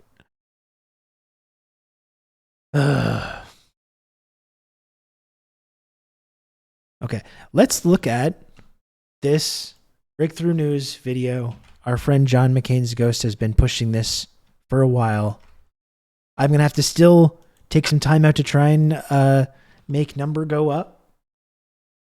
You know, I'm still hoping that eventually the benevolent Twitch algorithm is going to give me another look here. As it says in the title, this is just a wholesome discussion zone where we have interesting conversations. Hopefully I'll be recognized by the almighty Twitch algorithm for this. But again, before we start this video, I would encourage anyone watching, if you want to unplug from the Matrix, really how you do it is by watching this stream.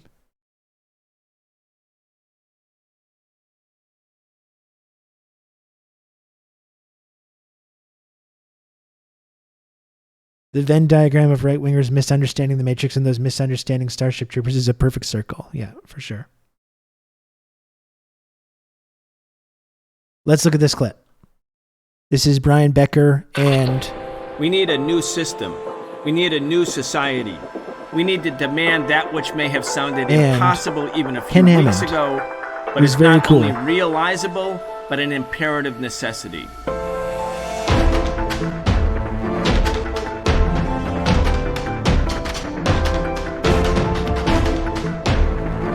The Biden administration used an advanced missile to bring down a slow-moving, high-altitude Chinese balloon.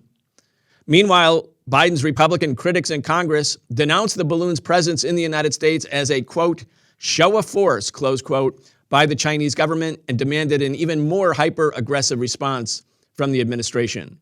Welcome to this week's episode of the Socialist Program. I'm your host, Brian Becker. Today we are talking once again with Dr. Ken Hammond. Dr. Hammond is a professor of East Asian and Global History at New Mexico State University.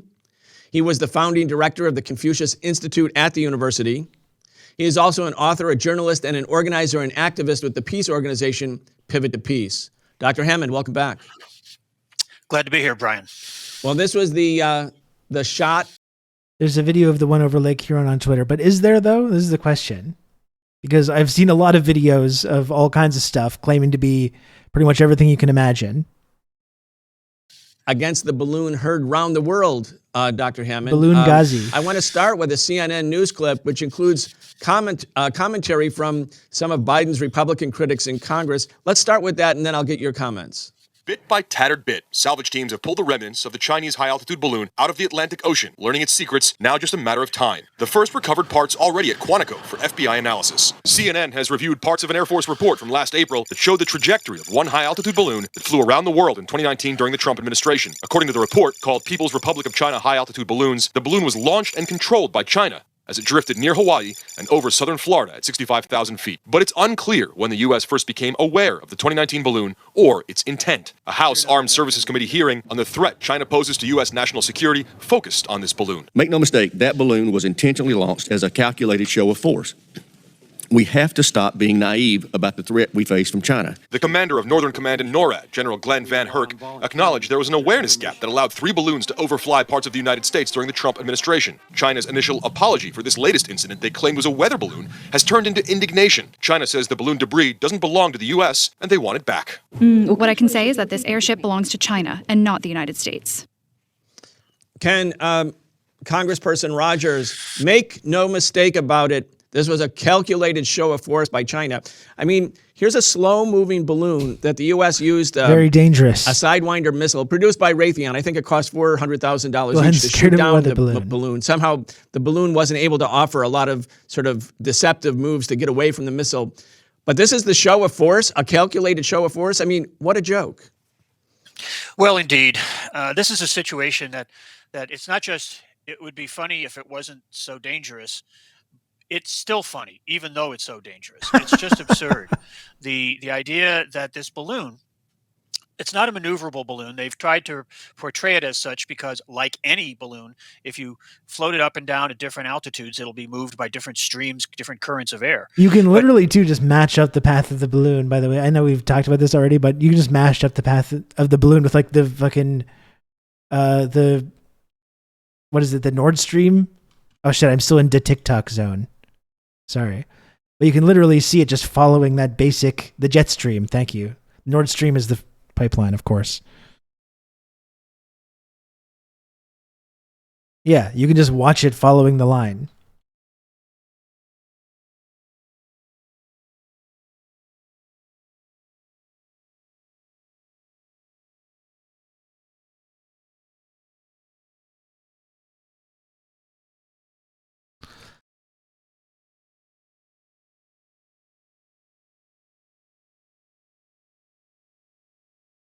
I do really feel like a lot of the balloon coverage and this UFO shit has really been specifically designed to throw people into a frenzy of confusion like this, the way it has, though. I really do think it's kind of like by design. Just gives people this vague sense that they're under threat, under attack, right? Which obviously makes them much easier to control. We don't need to get into high mind. They're being distracted from this or this. Like, ultimately, I think it just keeps people scared and freaked out. And obviously, you have this big conspiracy sect that obfuscates any of the real terrifying shit the U.S. military is up to. But it's hardly, something that they're guiding and directing and focusing in on some particular target. This balloon, if you see the track that has been published for it, comes up across the Pacific, across a little bit of Alaska, down through Western Canada, and then tracks down across the eastern United States till it goes off the South Carolina coast, where, thank goodness, I feel so much safer.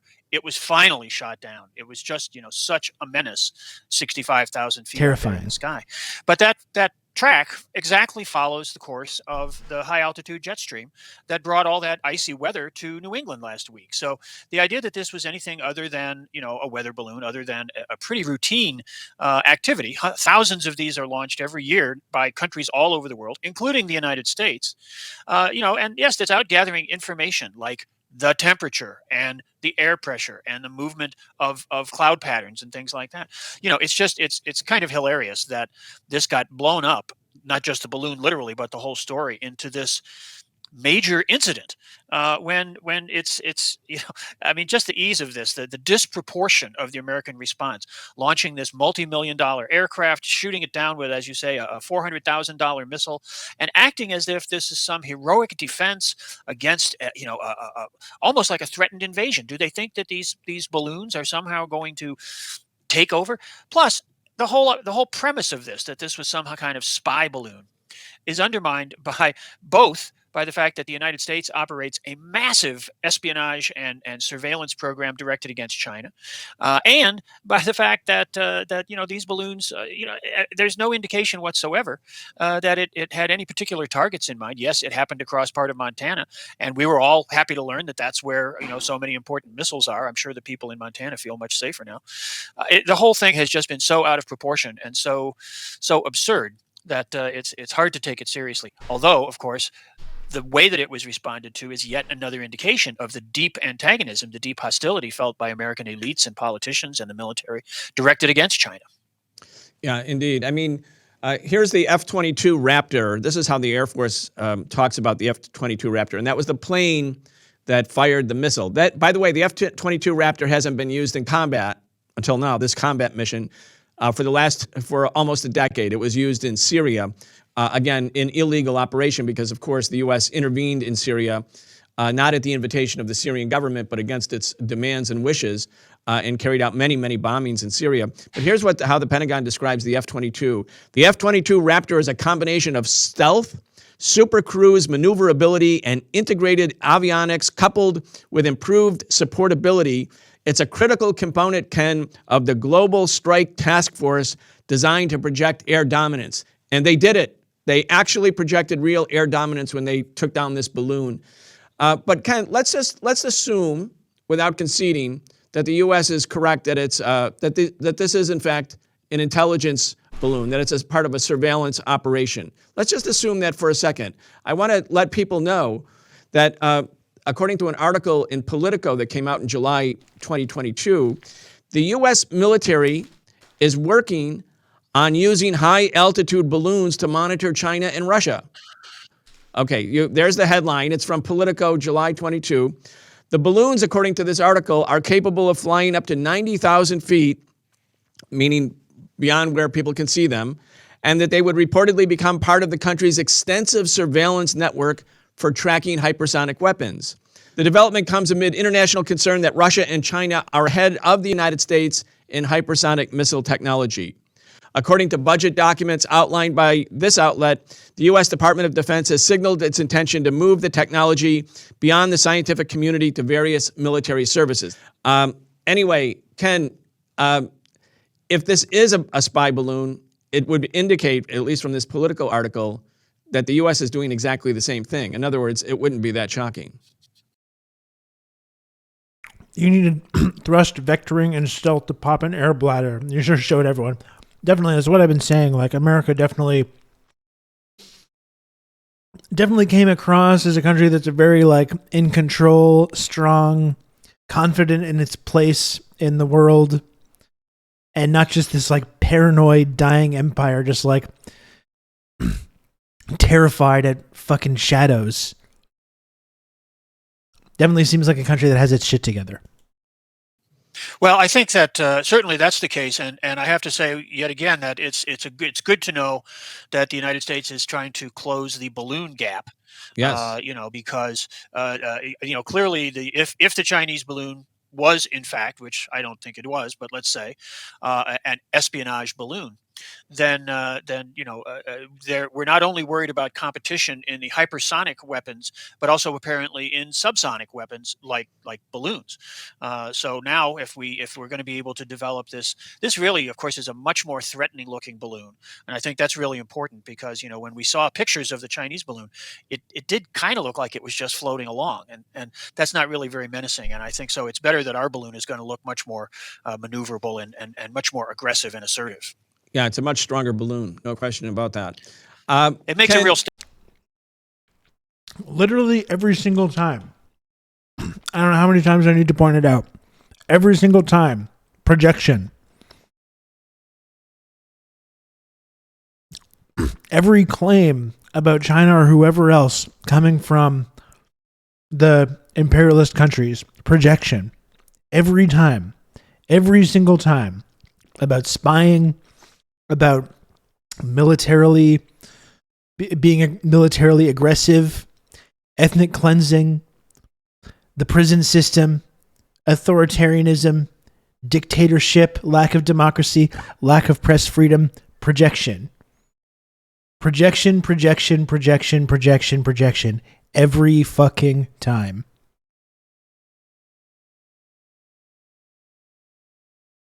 Statement. Ken, I want to go to President Biden's State of the Union address. Again, it's incumbent now on all political leaders that they have to denounce China. Let's listen to what President Biden said. This is a couple days after he ordered the shoot down of the Chinese balloon. But make no mistake about it. As we made clear last week, if China threatens our sovereignty, we will act to protect our country, and we did. Look, let's be clear. Winning the competition should unite all of us. Loser country. We face serious challenges across the world.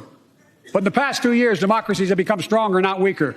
Autocracy has grown weaker, not stronger. Name me a world leader who changed places with Xi Jinping. Name me one. Name me one. Name me one. Wow. I mean, I think a lot of leaders would be perfectly happy to be the leaders of the People's Republic Calm down, of China, Brandon. the second biggest economy. But the grotesque character of the rhetoric coming honestly, from I still don't know. the Biden administration, from Honestly. Biden himself, from Republican Congress. I just still don't know. I still don't know what it means. Sir, this is a Wendy's.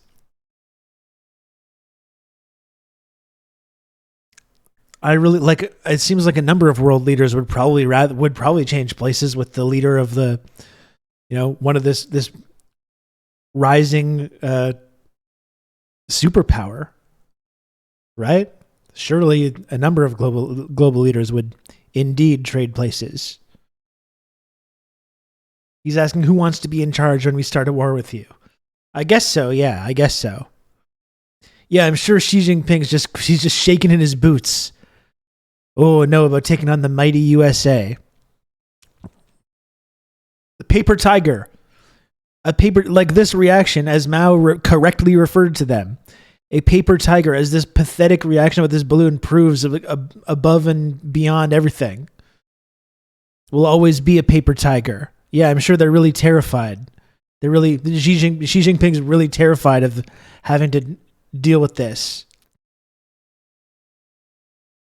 This powerful American leader and this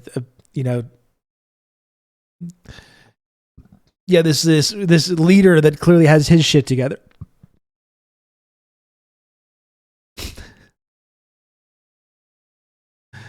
No one would ever want to go against Dark Brandon. Yeah, they're out there just fucking terrified. This feeble man. Mediocre. This mediocre man. Not being aggressive enough. And then this kind of ridiculing Xi Jinping. Name me one leader anywhere in the world who would rather be Xi Jinping than in the leader of their own country, as if China is a complete and utter failure. I mean, this is the kind of rhetoric that is a precursor to more animus, more hatred, more fear, more hostility. Again, preparing the American public for conflict. And, right before the Iraq War, the same kind of demonizing rhetoric was directed against Saddam Hussein. And then afterwards, we learned, those of us who were part of the anti-war organization's mass movement already knew that the U.S. was lying about weapons of mass destruction. But only in America where the cream rises to the top. Campaign against Saddam was based on lies. The U.S. is visibly decaying, obligated to do imperial violence to sustain itself, and bristling with weapons. It should scare the shit out of everyone. Well, I mean, I guess on that level, yeah, but not because they're in control or have their shit together. It should scare everyone that they're more likely to fucking destroy the whole world rather than relinquish one iota of the hegemonic power that they've enjoyed for generations. Like, that is kind of scary, but I don't think it's that scary in the way that Biden is suggesting that it is. Lies. And then there were lies against the government in Libya in order to justify the U.S. bombing campaign that destroyed Libya. Before the Iraq War, there was the bombing campaign against Yugoslavia. All of these campaigns have this one element that's so powerful, which is demonizing the target, creating hatred, usually about a leader. Milosevic in Yugoslavia, Saddam Hussein in Iraq, Gaddafi in Libya, Putin in Russia, Xi Jinping in China. And if you went back and looked at the last 30 years, some of them were communists, some of them were anti-communist, some of them were pan-Arabists, some of them were just bourgeois nationalists. It actually doesn't matter. The only thing that really matters is, has the U.S. foreign and military policy establishment decided that the U.S. government is going to take these countries down, these governments down, these individuals down, and thus the demonization. And now we see it against Xi Jinping in the State of the Union address by President Joe Biden. Yes, that's a very aggressive tone by President Biden, and I think that reflects the intensity of the animosity that is felt by figures on both sides of the aisle in Congress and in the White House and in the Pentagon and in corporate media and all that. I think that this situation in many ways, as we've been saying, it's so absurd, it's almost comical. But in fact, this is a very dangerous moment. This is a time when once again we're being led down the path towards aggressive hostility, possibly warfare with China. There's the old saw about how those who don't remember their history are condemned to repeat it. And for some reason, many people in the country, including some people on the left, seem to embrace many aspects of this senile, confused mummy screaming incoherently is a pretty good representation of the country. It's a very dangerous policy. It's been going on since the since the Obama administration, through the Trump administration, and now in the Biden administration. And it's only, if anything, it's only intensifying. The very idea that our national political leaders feel that they can put out a message as absurd as this about this balloon from China, and that's going to have traction, that's going to have credibility, and sadly, because it has been such a relentless campaign, that's probably true to at least some degree. Although we should also bear in mind that many people in the United States remain quite skeptical of what the government says. Even pretty mainstream media, such as I happened to catch the opening of last week's Saturday Night Live, which did a complete send up of the shooting down of the balloon and the absurdity of the situation and the American response. So there it is a moment where there are some cracks in that facade of hostility, and that's what those of us who want to work for peace and want to work for socialist change in the future. That's the sort of things that we have to be aware of and try to advance with. But it is a very dangerous time, and Biden really sounded reckless. He sounded almost out of control, and that challenging that name me one leader. It's like what it evoked for me was thinking all the way back to Joe McCarthy, and I have in my hand a list of communists in the State Department and things like that. It's that same almost hysterical We're going back there. loss of reason, loss of perspective, of putting things into any We're going kind right back of there. pragmatic, realistic situation or consciousness, and that reflects the deep anxiety, the deep fear on the part of American elites. I feel like the more this progresses, the sort of like anti-communist turn we're about to take is going to make McCarthyism look tame in comparison. If only there were communists in the State Department. If only. About China's rise, China's reemergence in the world. They see it as a zero-sum game. China's gain has to be America's loss. It's certainly not a loss for the for the American people, but it may well be a loss for the American elites, for the corporations and the politicians and the military. And so they feel threatened by it, and they feel threatened by even something as mundane as the passage of a weather balloon or something like that. It's a very, very dangerous and fraught moment. Indeed. We talked with you, Ken, and highlighted the reckless provocation committed by Nancy Pelosi when she went to Taiwan back in August 2022. She's no longer the leading voice within the Democratic Party within the House of Representatives. That's now Hakeem Jeffries. Kevin McCarthy is now the Speaker of the House, and because the Republicans have narrow control over the House. Blinken was about to go to China when this high-altitude balloon was seen aloft over Montana. And so the Biden administration canceled those talks. And those talks, at least according to the media, were designed to sort of slow down. We can't go now, by the way. Increasingly because tense of the character balloon. of U.S.-China relations. They were trying to sort of press the reset button at least a little bit. In other words, not, to tamp the brakes in terms of this hyper-aggressive rhetoric. But then the balloon was spotted, and so Biden had to cancel, or Biden did cancel Blinken's trip. And now there's a question about whether that trip will even take place. And now we hear words that we hear the message that Kevin McCarthy, the new Speaker of the House, might also be going to Taiwan, in which case the Chinese won't, they won't have Blinken come back right away because they won't think, the Chinese won't think, nor should they think, that this is Democrats and Republicans maneuvering against each other. We can go to China, Lodain. It's just the body politic Blinken here in the United States. They're going to consider this the U.S. government because Speaker of the House is third in succession. Yeah, and they coming will. just They should. months after his Democratic rival, Nancy Pelosi, made the same trip to Taiwan.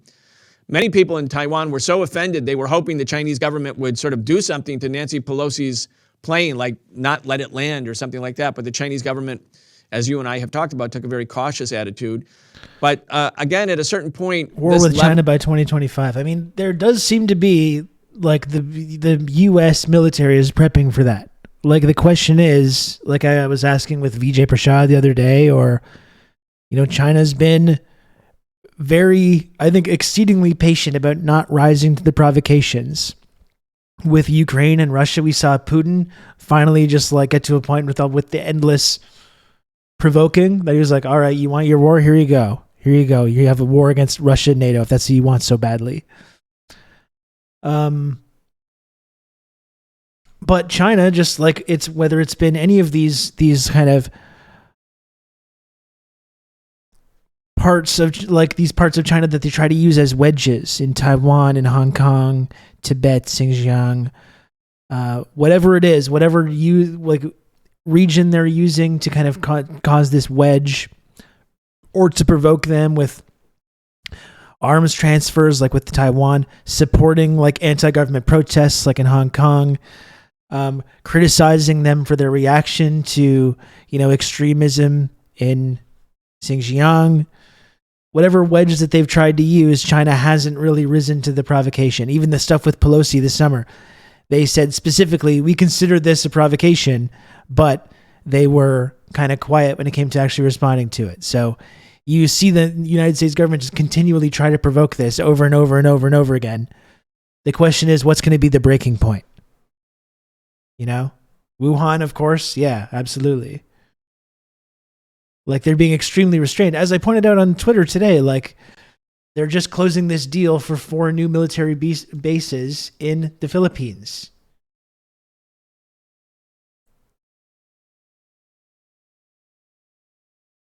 Right? They're totally militarily encircled by U.S. military bases, which no other fucking country, certainly America, would not tolerate. Which no country wouldn't be seen as a threat to their security. Like, we're surrounded by military bases of the foremost imperialist power in the world, and still the largest military in the world. We're completely encircled.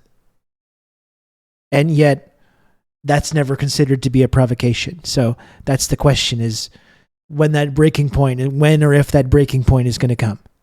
Because they're obviously going to keep trying to provoke it. Level of provocation will have to be responded to with some more considerable sort of force or measures by the Chinese government. Otherwise, it'll look like the Chinese government, which asserts that Taiwan is indeed part of China, which of course it is, that True. the U.S. can just do whatever it wants in regard to Taiwan. So the provocations at a certain point become a self-fulfilling prophecy in terms of forcing China to do something that's more aggressive, and then that in turn will be used by the U.S. as a pretext for the next countermeasure against China. Those Philippines bases are for humanitarian relief coordination. You think the U.S. is misleading us? I mean, even when I tweeted about this today, I have people saying to me, excuse me, I have people saying to me, oh, we're actually being invited by our allies in the region who feel threatened by China's activities. Sir. And it's just like, do you hear yourself? Do you hear yourself? Are you a child? You have to be like, that's a child brain to believe this. In these former colonies of ours just really want us to come back because they're so threatened by like their direct regional neighbor. They just want us to have so badly our military bases here. And people repeat this. Childish. Mainstream media aren't even reporting on the sanctions that the U.S. has been hammering on the Chinese tech sector for several months now. You'll notice, too, they've been sneaky with, because like a lot of these sanctions that they levy on China are not actually sanctions, or they're not called that. The whole Xinjiang thing was like that, too, like the whole Uyghur Forced Labor Protection Act or whatever, which was entirely just a way to sanction China, to threaten businesses from doing business with China. It's a huge manufacturing hub, obviously. And, you know, the resources and textiles and stuff coming out of it. And it's just a way then to like threaten businesses from doing business in that region. And it's a way to sanction China without directly saying, we are sanctioning you.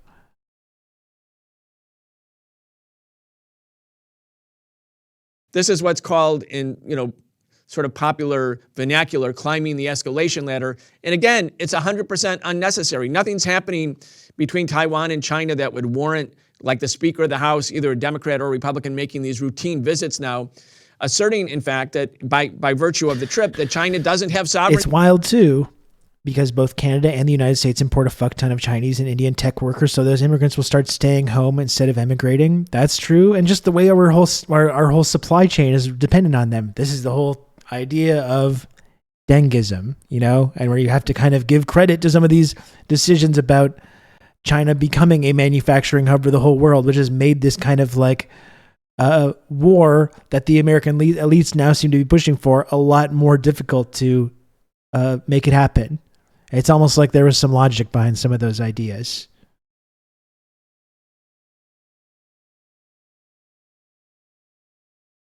Over Taiwan. Again, reckless behavior on the part of U.S. government officials. Well, if Biden and the Pentagon and other politicians want to portray the floating of this balloon across the United States as a violation of sovereignty. These visits by American political leaders Yeah, to Taiwan that's not a violation of are sovereignty. a gross violation of China's sovereignty. I think that China has exercised great restraint in its response to these provocations, and that can hardly be said of the United States. Certainly in this instance, the gross overreaction on the part of the United States to this balloon is such a stark contrast to China's conduct. China has consistently maintained its position, that the Taiwan issue comes down from history. It's a problem for the Chinese people on both sides of the strait. They'll solve it in their own way, in their own time. They don't want any outside interference. And yet the United States continues again and again and again to directly and blatantly interfere, to ship weapons, to violate the terms of the various statements that have been issued over the years articulating the relationship, to send these top-level politicians to engage in these propaganda activities, which completely undermine the credibility of other statements by... What are they going to do when Taiwan doesn't go for it? I mean, as always, they'll just like fixate on the small minority of people that do want it, and they'll promote them and their views, and they'll elevate them to decision-making positions, and ignore everyone that's demanding that they leave and stop the endless bloodthirsty drive towards conflict. American leaders. When Joe Biden talked with Xi Jinping in a video conference late last year, when they exchanged views on the sidelines, and we'll hear endless stories in the media from like professional representatives of like the Taiwan Institute for Taiwan Studies, obviously funded all by the United States or Canadian or Australian governments and the arms manufacturing industries, and we'll get an endless stream of think pieces and opinion pieces and news hits featuring the people that are victimized by Chinese aggression in the region. Bali recently, he makes these statements. Oh, we'll always respect the one China policy. We will always, adhere to our commitments and all this. And then, that they say that, and then they turn around and do the exact opposite. So there's layers and layers here. There's the hypocrisy of our positions, of the American positions. There's the Biden's such a snake too, the way he talks about Xi Jinping, and you see him in the meetings smiling, like giving Xi the shit-eating grin, and then pulling this tough guy act when he's not talking to him. It's so cowardly. They're too chicken shit to actually try invading the mainland. I mean, it does seem one thing, Matt, like you're talking about the aircraft carriers as well, how they're just going to be torched on day one, no matter how many they have. You see how the United States military establishment has gotten used to fighting their wars through proxies, right? It's like they've kind of lost the ability or lost the drive to actually do this. They're still stinging from Vietnam. It's like the only time we can ever have wars now against our enemies is when we're arming and training and funding proxies to fight and die in the wars for us. Yeah, exactly. They want Taiwan to fight their war for them, just like they want Ukraine to fight their war for them. Just like they wanted, El Salvador or Nicaragua, or any of these other hot fronts, South Koreans and South Vietnamese, any of these other hot fronts in the Cold War. They want them fighting the war for them.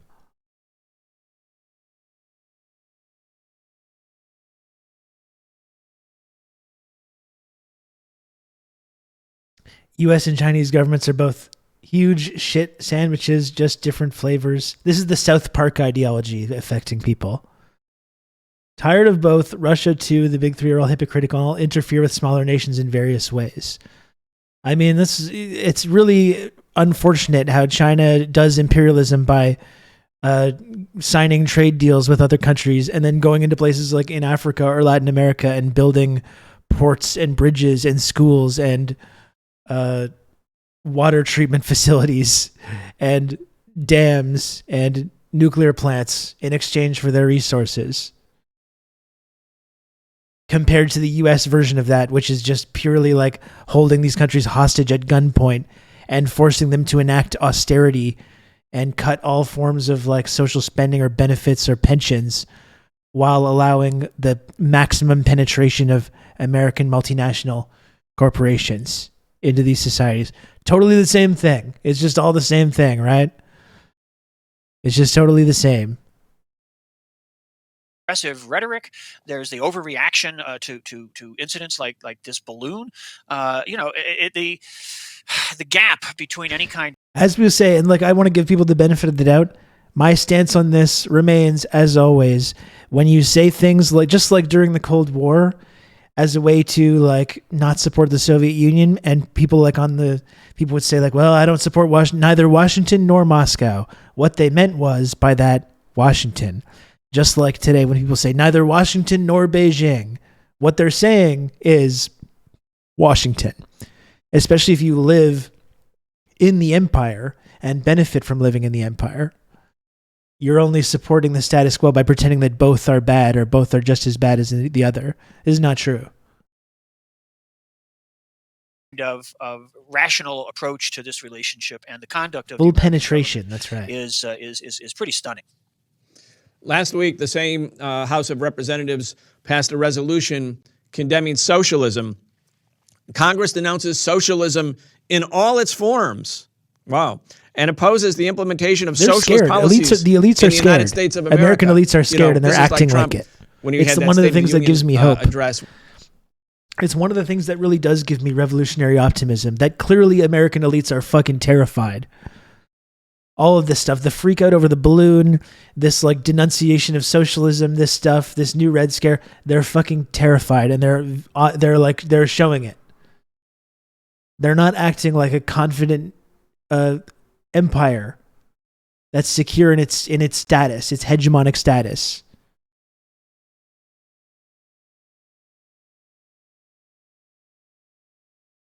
I don't support the plaintiff or defendant, the rapist or the victim. I'm just tired of both of them. That's right. I just wish they'd all just go away.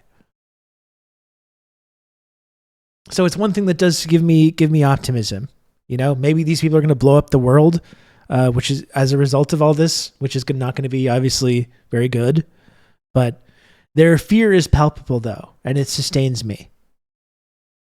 Basically launching his 2020 campaign, where he said the United States will never be a socialist country.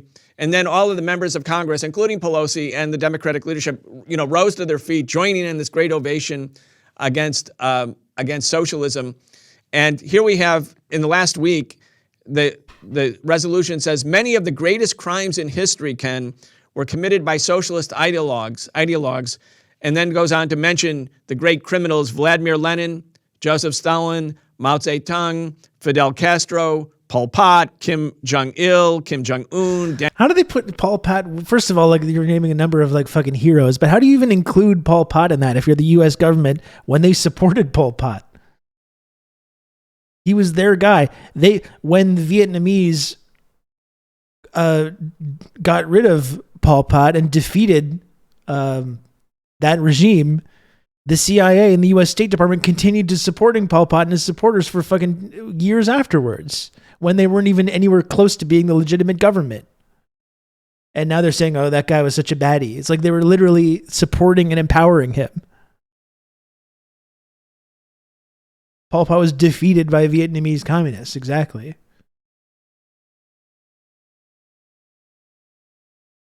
God, that's fucking grim. Goth Angle Sinner. I saw a TikTok where someone asked a 12-year-old what they're worried about. And they literally responded saying, climate change, Russia, Ukraine, China, and homeless people. Like, if that isn't class consciousness, I don't know what is. Fucking grim.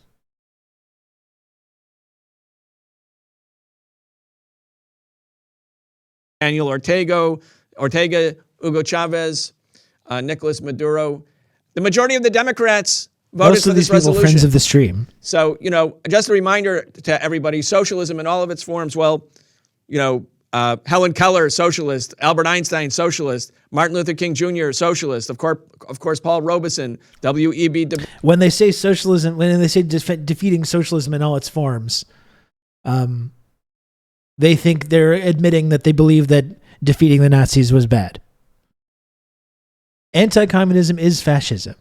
Like, that's That's the inescapable conclusion. When you read about the history of what the CIA and the U.S. government has done in the name of anti-communism and the utter evil they've perpetrated, the mass murder campaign that they've perpetrated in the name of anti-communism, it is fascism. It's the two things are synonymous.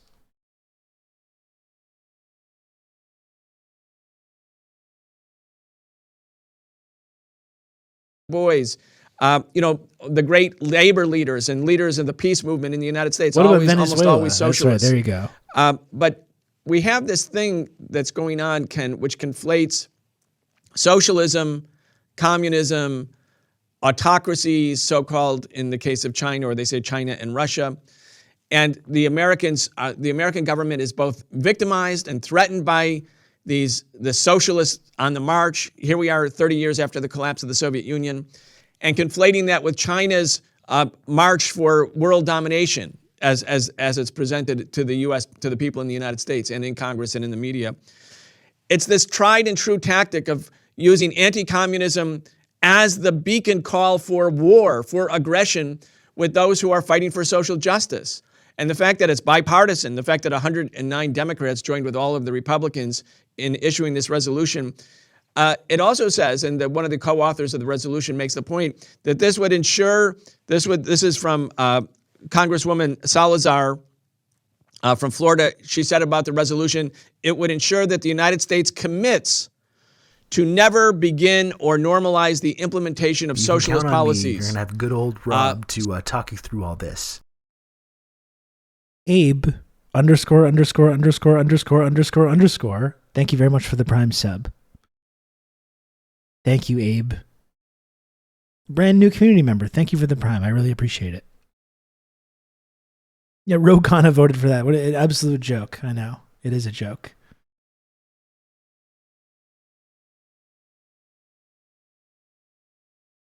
So if you can't normalize relations or normalize relations with governments that are socialist, it means you can never have normal, that is, peaceful relations. It actually underscores the need for endless war against those who the American government has targeted.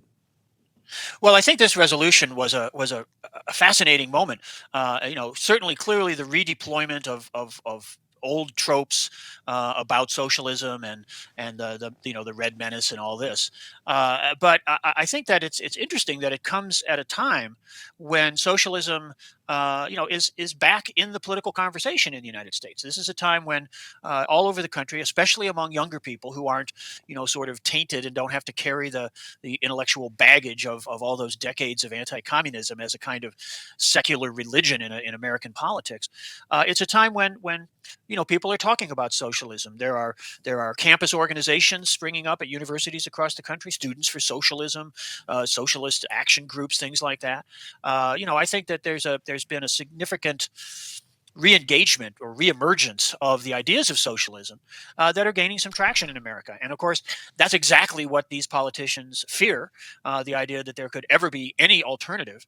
There's the easier to imagine the end of the world than the end of capitalism. The end of the world than it is the end of capitalism. There you go, yeah. But that's actually getting to be less and less true. More and more young people especially are once again imagining that there may really be alternatives. There may really be other ways of organizing the economy, of organizing society that prioritize paying attention to human needs, that prioritize, having those who produce wealth share in the decision making about how it's distributed and allocated and the uses to which it is put, rather than having the wealth generated by billions of workers around the world go into the hands of a tiny elite who put it to their own uses, a lot of which is through war and policing and things designed to oppress the very people who are generating the wealth that they're enjoying. So, yeah, socialism, I can understand that all these members of Congress are a little frightened of it and perhaps a little anxious about it, because a fundamental change in the system would certainly lead to consequences that would not be favorable to their power, their privileges, the perks that they enjoy.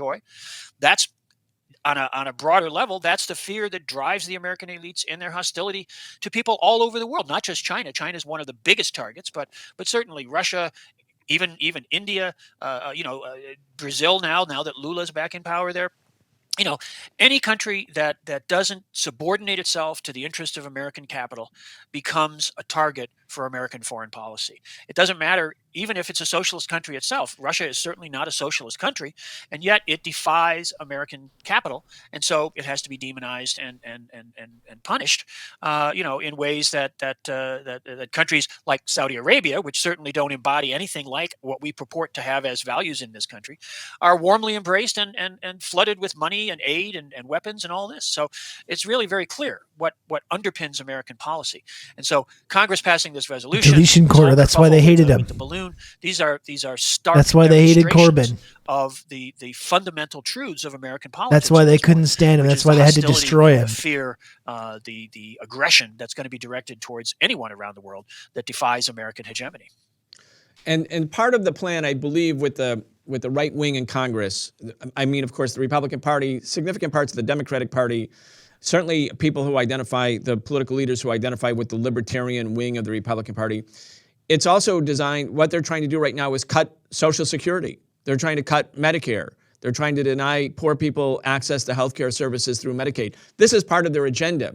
So if they can label the Democrats as being, quote, socialists, and then the Democrats weekly, endorsing and supporting this ridiculous resolution condemning socialism, and then they can conflate social programs like unemployment insurance, like Medicaid, like Medicare, like any sort of programs that are designed to actually help working class folks or poor people in America with, quote, socialism.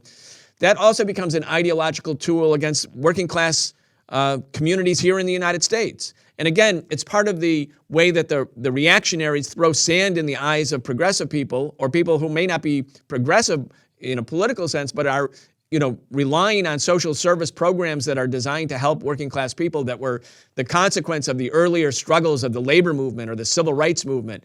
Those struggles that expanded democracy, not simply political democracy, but economic and social democracy for some degree of social justice, as limited as it is.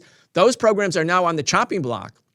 So these right-wing reactionaries are like, that's socialism. That's a consequence of socialism. Well, in one sense, yes, because many parts of the civil rights movement and labor movement were indeed socialist, but these are not socialist programs. They're the modest concessions and reforms won by the working class in its fight for social justice from the capitalists. And those are the programs that the right wing wants to take away. So they'd rather give the money to F-22s or Sidewinder missiles or U.S. military bases. By the way, Ken, the Biden administration also announced that the U.S. is increasing military bases in the Philippines by almost doubling the U.S. military base presence in the Philippines. That can be for nothing other than war. So my point is that when we're talking to people about what these issues really mean, it's fighting a rich man's war against progressive, independent, or socialist governments. It's spending our tax dollars to give to Raytheon, Comrade to Social give to Distancing, Lockheed so Martin, many to people give to the failed war that contractors test. for endless war, which will Many be people basically failed fought the by Corbyn working class test. people against other working class people in faraway. Like what we're talking, it's similar to what we're talking about with this drive for war and the way that Corbyn never bent to that. I think that's one major takeaway of the Corbyn thing, though, is that like when someone comes along that actually does pose a threat to these entrenched power structures, especially when it comes to defense, and won't toe the line on the defense stuff and the wars and won't support the wars, they will do everything to destroy that person. And it's a lesson for the future, for when that moment comes, for the next Corbyn, the next person that comes along that is able to take that viewpoint and actually try to spin it into like a real political coalition. When the attacks come, which they will, like this is the playbook, like that they know now, when the attacks come, we all have to harden our hearts and understand what's going on. Understand that it's a scam from day one, from moment one. Whatever the attack is, understand that it's a scam. Understand why it's happening. And refuse to bend on that. That's what happened with the Corbyn movement, right? So many people, even people that tried to support Corbyn, were still doing this kind of like Matrix style thing of of giving credence to these attacks, these extremely bad faith attacks, while still simultaneously suggesting that they should support. And it's just, we can't play this game anymore, as sad as it is. The next time a Corbyn kind of figure comes along, we have to recognize the scam before it starts, and not, afterwards, when it's way too late, after the movement's already been subverted and destroyed.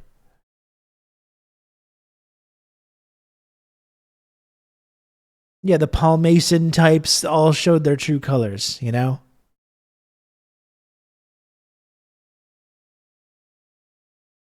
We talked about Owen Jones yesterday, you know, who's like a 100% pro-arming Ukraine leftist who tried to do this dance and he was squishy on the Corbyn stuff, like I was saying, but tried to support Corbyn, but was also kind of trying to, at the same time, was completely giving credence to these extremely bad faith attacks.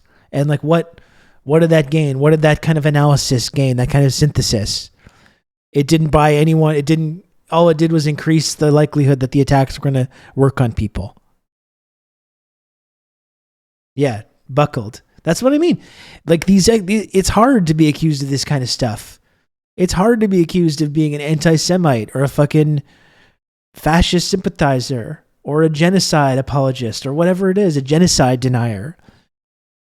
But like, we have to understand that when it comes to these, especially foreign policy issues, and pushing back on this narrative being promoted by the defense industry, that's what leads to these attacks. And we can't give any credence to these attacks. You have to understand it's a scam from day one.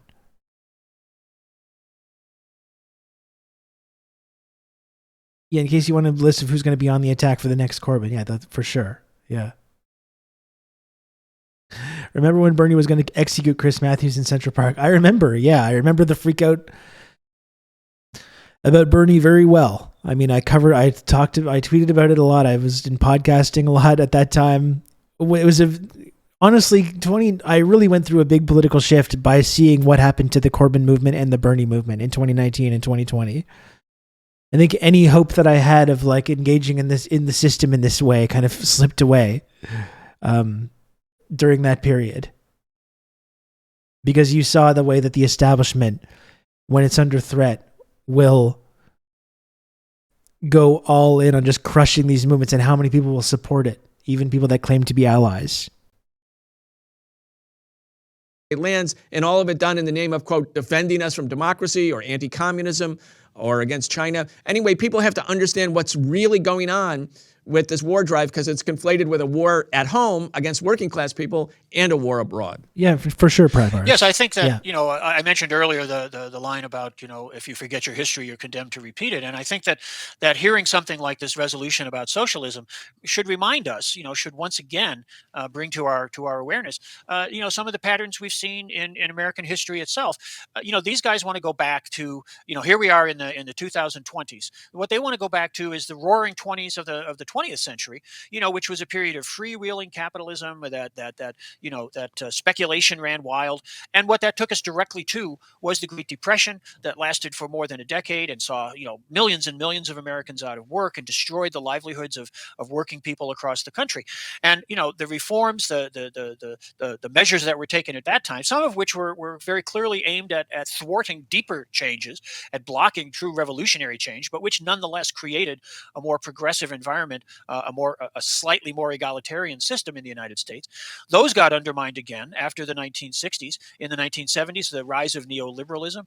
And that put us once again on a path that by the late 90s and certainly by 2008 saw us again go through a major economic crisis that devastated the lives of millions of working people. And now they think, oh, well, it's been long enough. People have forgotten about that. And they want to go through another cycle of that. This idea that they love the so-called business cycle as if it's some naturally occurring thing is really brought about by the actions of capital, by the actions of corporations, by the actions of the rich and powerful who want to draw resources to themselves. And they generate these crises that devastate working people. And now they're trying to position themselves to do it all over again. So I think you're quite right. This is not just a crisis of international relations. It's not just a crisis that sees the United States becoming this hostile, aggressive force against people around the world, or entering into a new phase of hostility and aggression. But it's one that's also directed very much against the interests of ordinary working people in the United States. We're not going to be the ones to benefit from the changes that they want to make. We're not going to be the ones to benefit when Social Security is privatized. We're not going to be the ones to benefit when health coverage is further privatized, and when we get the kind of response that we saw to the pandemic, where 1 million Americans died needlessly. That's not in our interest. The programs that these elites pushing, they're they're gonna be devastating for us all over again. But invoking this boogeyman of socialism, on this gross bipartisan level, this is exactly part of that kind of campaigning. This coming March 19th is the 20th anniversary of the U.S. invasion of Iraq, the shock and awe invasion. Those of us in the Answer Coalition and many other anti-war coalitions are going to be marching in Washington, D.C. at the White House. I wanted to mention this as well. I'm glad it's actually good that we're watching this. I got a message from our friend Radio Free Amanda yesterday to talk about these protests. So I'm glad Biden's bringing it up. We're hearing a lot of stuff. There's this like LaRoucheite organized peace demonstration going on, right? The Rage Against the War Machine or something, which is, these like reactionaries and LaRoucheites that are doing. And I'm seeing all kinds of like tut-tutting about like, well, and there's an element of there's an element of truth to this, which is that the left has kind of abdicated this anti-war position to these like reactionaries and LaRoucheite cultists and the Ron Paul libertarians and whatever. But I think important to point out that while there's a large chunk of the left that has abdicated that, there are still, like Brian is talking about, the Answer Coalition is putting together like from the left anti-war marches. The one he's talking about right now is on March 18th. The Answer Coalition. Peace in Ukraine. Say no to endless U.S. wars.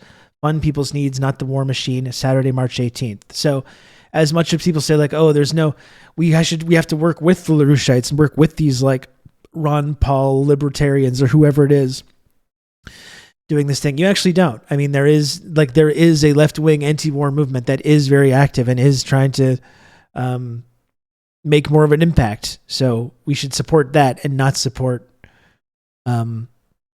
these reactionary versions or using these weird cultists to take the very real concern people have with the military-industrial complex of the war in Ukraine or the possibility of war with China and shepherd them into this like reactionary direction.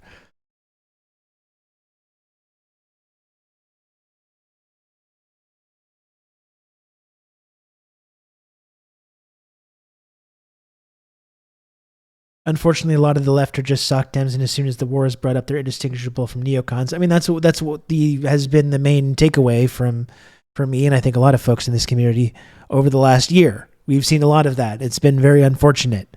The pro-NATO left. Nevertheless, though, there is a left-wing anti-war movement. The Answer Coalition is a big part of that. So that's like suggesting that just isn't happening is not true.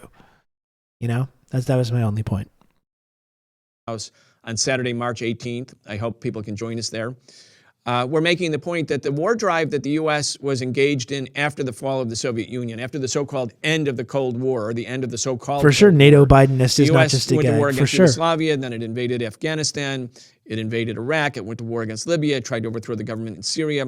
That this is one big, endless war drive, and the Pentagon and American capitalism are the real source of the war drive. And it's about empire, it's about dominance, it's about the fact that war is good business for American capitalism or some parts of it. And then you think about the war absolutely. in Ukraine. I mean, they openly admit and we're that. going to be talking about this. They openly admit that. They don't, a lot of the Ukraine war supporters just want another Afghanistan. Hillary was on MSNBC shortly after this kicked off, saying something to that exact same effect. You know? They've wanted this to turn into a blood-soaked quagmire for years. That's why they provoked the conflict in Ukraine. That's why they've been pumping arms into Ukraine for the last 10 years and supporting these militias and arming them and training them.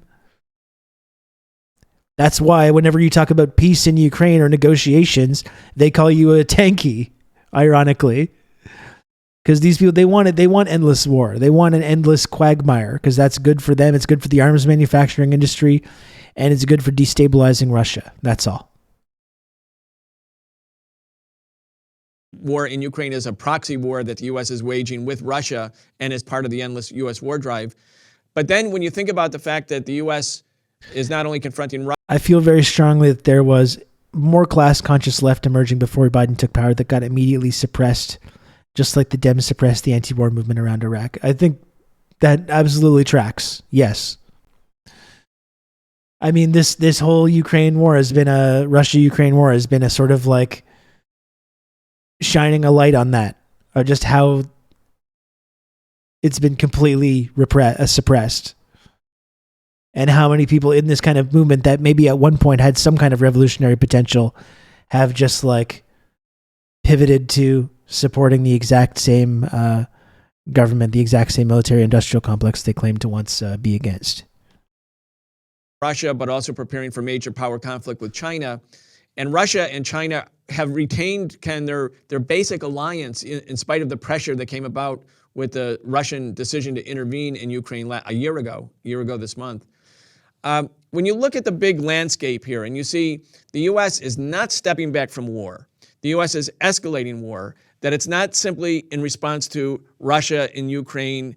It's really, when you think about big picture, Iraq, Yugoslavia, Afghanistan, Libya, I mean, it's really a sort of the where U.S. capitalism is at this stage of its development.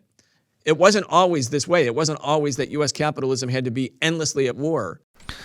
Corbyn has actually had a much larger impact than Sanders. He's still mentioned every day. Here, he can't get rid of the radicalization. Well, that's the sad thing, though, is that Bernie decided to work with the establishment, right? As much as he kind of tried to use this anti-establishment language, ultimately, when the chips were on the table, he blinked. He didn't reach for the brass ring when it was in grasp. And now he's decided that the best way to do things is to use what leverage he has to extract concessions from the sort of establishment of the Democratic Party. Whereas Corbyn just has not done that. He's still completely he's still positioned himself completely against the UK establishment. And that's one thing that gives me a lot of enjoyment, how much they still hate him. Like they tried to destroy this guy. They took away everything. They suppressed his entire movement. They tried to destroy his whole movement. And they still, even though they won, they still fucking hate this guy so much. They still can't stop talking about him and thinking about him. That gives me a lot of satisfaction. The worst people, the absolute worst people, just still fixated on this guy, obsessed with them.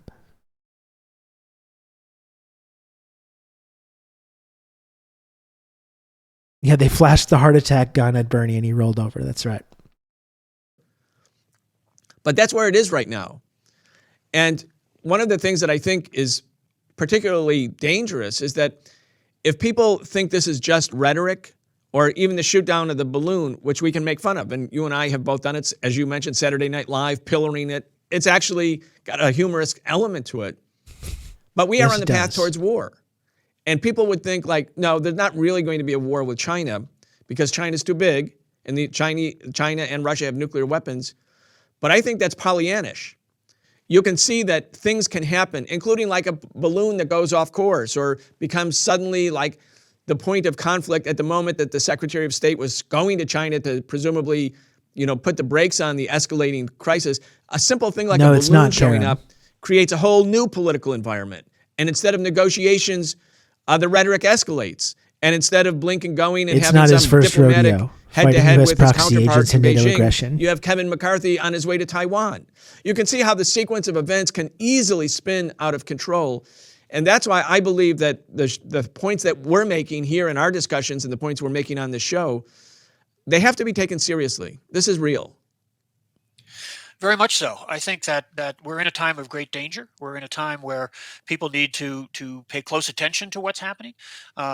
These are times in which, deep structural changes are taking place in the world. China is not the only focus of all this, but China is a very, very important component of this. China's achievements, its ongoing efforts to build, talking about Putin, there's no like a former Soviet who fucking renounced everything, personally profited and benefited from the collapse of the Soviet Union and the humiliation of Russia in the 90s, was basically put in place by Western powers and has only kind of just taken on this anti-Western stance because even after trying desperately to allow Russia to be part of the club, to be part of the international criminal cartel of the rules-based international order, and was just rejected time and time again, and eventually just had enough of it,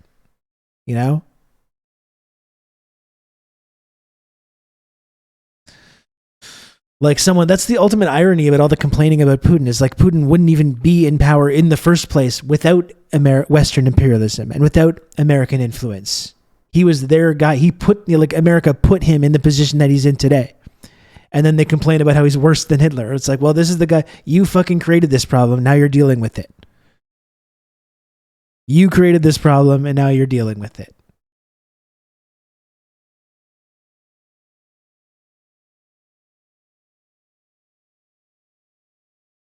Different kind of society, a different kind of economic order. Don't blame me. His own form of socialism. Don't say I'm a Putinist. Putinist. These are new developments in the world. When the United States could be globally hegemonic and there weren't really other forces Absolutely, that were John. a significant challenge. And they've had a long history with that issue, of course, and they're going to have the same fucking issue with these Azov guys when they're going to be fighting these Ukrainian fascists, these heavily armed and well-trained Ukrainian fascists a couple years from now. And they're going to be making the same argument. You got to support the American war machine while they're trying to liberate Eastern Europe from these forces. Or when 9/11/2 Azov edition happens.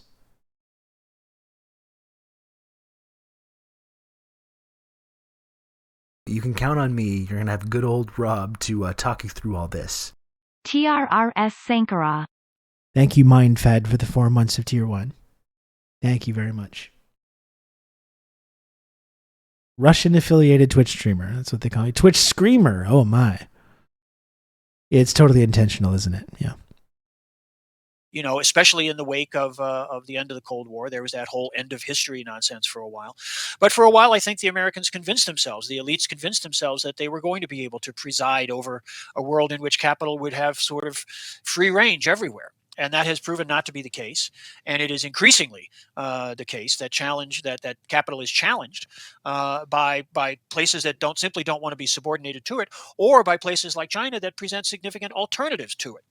And so it is there is a kind of existential crisis approaching for capitalism and for imperialism.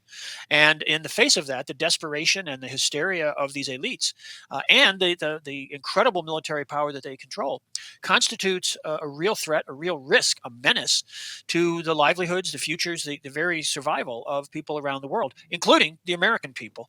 And I think that that's something that we all need to take very seriously. And I hope people will, at least as one step in that, We've got to send JSOC to France to put down the Azov terror network and some communist organizers while we're at it. That's right. Yeah. And our fucking anarchist and SOCDEM friends are going to be lecturing us about not supporting it then.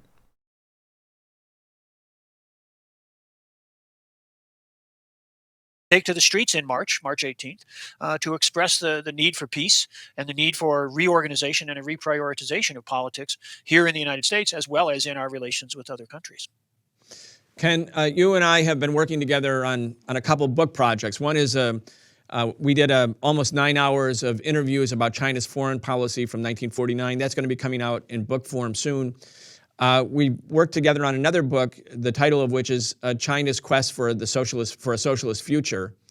And you are the principal author of that book, and that's going to be out very, very soon. So we're looking forward to it.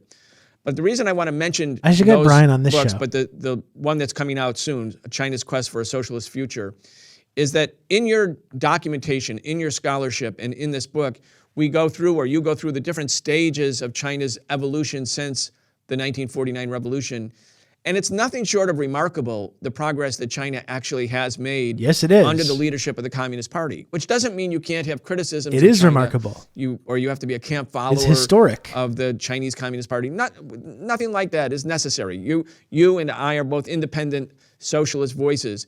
But you also can see, and you well document in this new book that's coming out, how China's made this remarkable progress. China's life expectancy now is higher than the United States. And China's life expectancy, I think, at the time of the revolution in 1949 was something like 36 years old or 40 years old. I mean, some very low number. China has 1.4 billion people, so feeding 1/5 of the human race every day, that's a big job, especially in a developing country that has suffered the scourge of underdevelopment or the legacy of imposed underdevelopment from colonial powers. It's transitioning in a single generation from feudalism to a socialist system in a single generation after losing over 20 million people in World War II and all the civil wars that were going on. This deeply impoverished society in a single generation transitioning from this feudalistic system to a modern socialist system. And people point out that like that's still an inherently a violent process, and it is.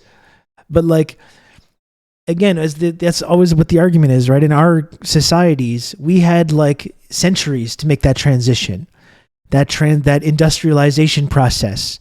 It took centuries.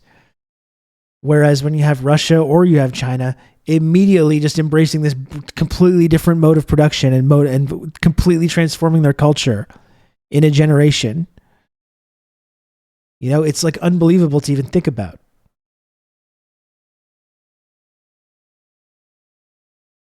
Is Ben Norton a Dengist? Well, I mean, there's one thing I wanted to mention actually. Like, I don't know if anyone's a Dengist. Like, people might say that because I talk about this kind of stuff, that I'm a Dengist.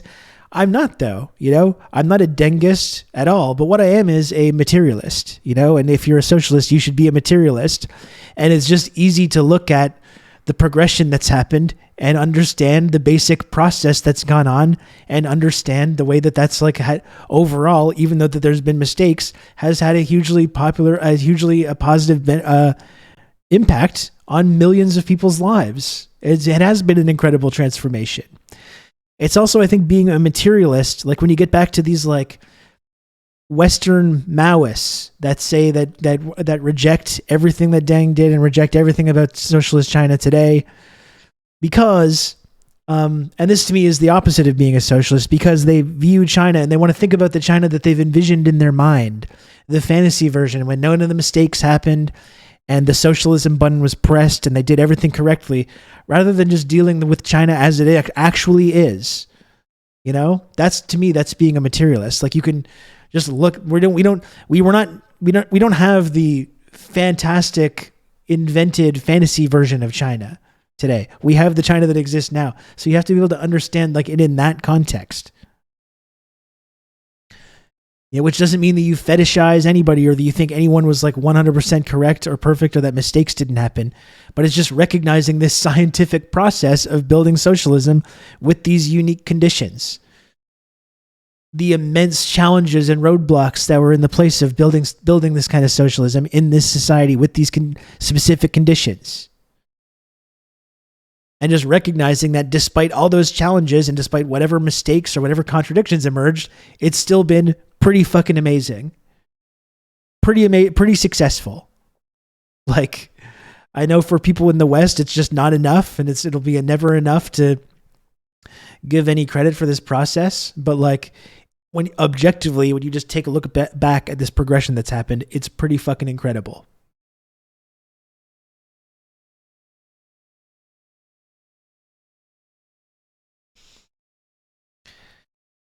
Chinese wages have tripled in the past decade. You know, one thing that I would like to look at as well, because I think when we always talk about this as well, I don't think anyone in China would suggest that they've finished building socialism, that their progression is finished. Like they're like on this path, but this path is still going to take decades to walk along. The wages have risen, the poverty's dropped.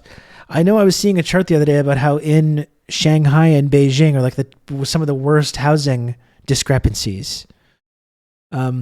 So I'd be interested to know, that's one interesting thing about following China over the next couple of years and decades, is how they're going to confront that problem. I would also like to know about homelessness in China. I don't know, that's not something I know a lot about, and I would like to be able to look into it more, because I know the housing crisis, housing affordability is still really difficult. But do you have cities like San Francisco with these massive unhoused populations living on the street? I don't think so. If I'm wrong, I'm not sure. I would like for someone that knows more about it to explain it a bit more, how that's handled.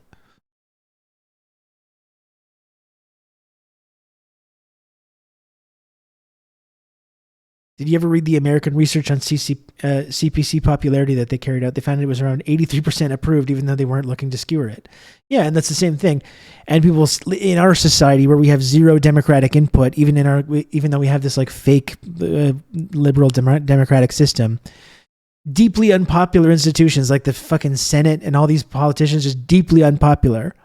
Meanwhile, there, the authoritarian country with no democracy, where people are like significantly more satisfied with like what the party is up to.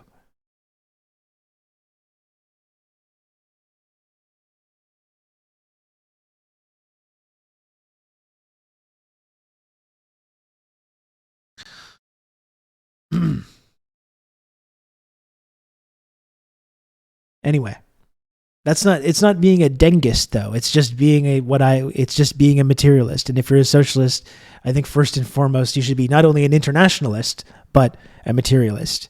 And just like just pulling back on an objective level, even though mistakes have been made, contradictions have emerged, it's still a very poor country. It hasn't been perfect by any stretch of the imagination. It's pretty fucking impressive looking at the development that's happened. China's graduating young people from, in science and technology and math courses far beyond what the U.S. is producing. I mean, like the social achievements are huge. China's constructing new technologies, new rapid transit, green cities, cities that are designed for their ecological sustainability. That sounds like a 15-minute all city. Of this is happening under the government of the Chinese Communist Party. So from an objective point of view, like using an objective criteria. Well, and Lana, that's what it gets back to, right? Okay, so I said, I think the people who say this aren't being serious. They'll say it's because there's like markets or because there's billionaires without looking at which class has power. I think people who do this literally just think socialism equals poverty and are confused by a modern socialist country that has some wealth and power. They also said the USSR wasn't socialist when it was a global superpower. They just don't think a socialist country can be powerful. That's the thing about the compatible left in the West. They're allergic to winning, right? They fetishize losing. If you're a socialist, you can only ever lose. When you start to win, that's when you're being authoritarian. That's when it's very scary. That's when you're being counter-revolutionary. When you're poor and losing, that's the only way to be a socialist, a proper socialist. Say, well, look, China has made these remarkable accomplishments in a government led by the Communist Party. But if one listens to the U.S. House of Representatives in its majority, including the majority of Democrats, you would only come to the conclusion that China is nothing other than an utter failure and a criminal regime imposed on the people of China who are suffering through this sort of totalitarian nightmare. So the contrast between the presentation of the American capitalist politicians and elites and the reality of China couldn't be more striking. And it would seem to me that this is the thing the American people are not getting, because if they're getting their news from the mainstream media, they don't know about this. Thus, the importance of this new book written by you and the other information that's coming out. But let's just, as we get sort of towards the end, let's just talk again for people who may be listening to this show. Got to die on the cross because wielding the sword makes you just as bad. Some people listen regularly, but a lot of people are listening the first time. The achievements in China. Well, and also when you benefit from living in empire, then fetishizing losing like that, it's like, oh well, I guess I'm just condemned to continue benefiting from this our global hegemonic status and the endless exploitation inherent to the capitalist system. Because when you start to win, that's when you start taking away power from like these massively powerful hegemonic interests. So if you just fetishize losing, it's like you're just gonna. I guess I just have to continue benefiting from this. Cannot be overstated. Well, I certainly agree. I think that that's one of a the good most point too, dangerous Matt, things in with our the Steven in our Pinker present types. moment, and it's hardly new right now, is the lack of information. Take China out of the stats, and the neoliberal era has been a disaster for humanity. Everything they hear about China, the vast majority of people. All the stuff about like the neoliberal era and like lifting people out of poverty and stuff, that's all leaning on China to like make that work. Which has been done not under this fully Western style capitalist system, but as China socialism with Chinese characteristics. People here in the United States and in the West in general, almost everything they hear about China is filtered through the corporate media. It's filtered through elite institutions of one kind or another, or it comes out of the mouths of politicians who have their own agendas.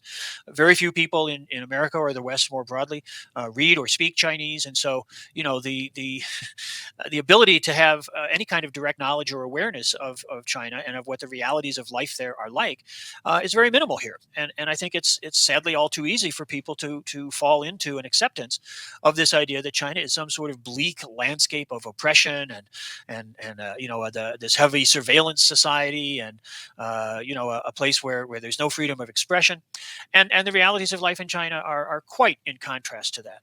And simple things like the experience of how China handled the 2008 world financial crisis by taking care of its people, not simply generating vast unemployment and letting folks fend for themselves, and people losing their homes and finding themselves living out of vans, driving around and sleeping in parks, and the homeless crisis that we have here in the United States. The way that China handled COVID, where the United States lost more than 1 million people because of the policies we adopted. China, under its policies, still has dramatically lower mortality, and given the size of its population, a tiny fraction of the mortality here in the West. The current drives that are underway in China to deal with the climate crisis, with global warming. China is the world's leader in alternative energy, in research and development for things like solar power, wind power, hydropower.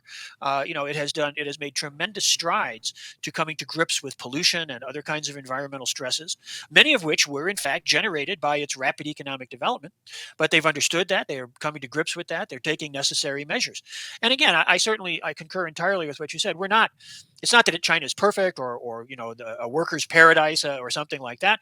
It's a country that's still very much a work in progress, but it is one where the priorities certainly appear to be actually for improving the lives of its people, improving the standards of living, and indeed not just for the Chinese people. It's not just a sort of isolated nationalist environment, but extending those opportunities, extending aid and assistance, and serving in many ways as a model and an inspiration for people in many other countries. It's not imposing itself on those countries, but it provides both a kind of a model for emulation or adaptation, and often very direct material assistance through things like the Belt and Road Initiative. So, yeah, there's this tremendous cognitive gulf between the way that China is talked about and presented in everything from think tanks and universities to popular media to political rhetoric, and the truth, the reality, which is not, as I say, it's not a perfect, unblemished reality. China has its own problems, its own challenges, and we need to recognize and accept.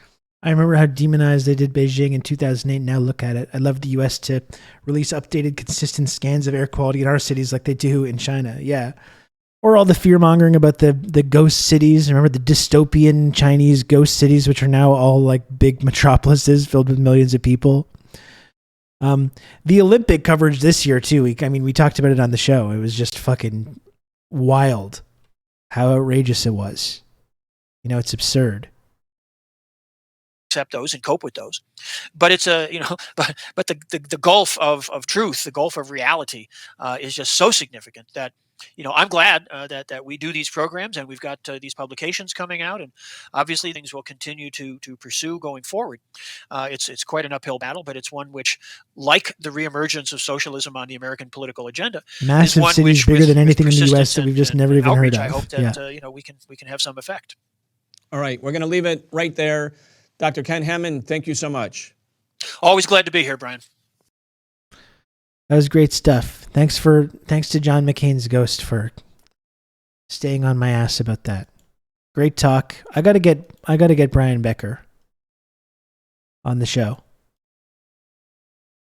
I would really love to get Brian Becker on this very program. Be happy to talk to him.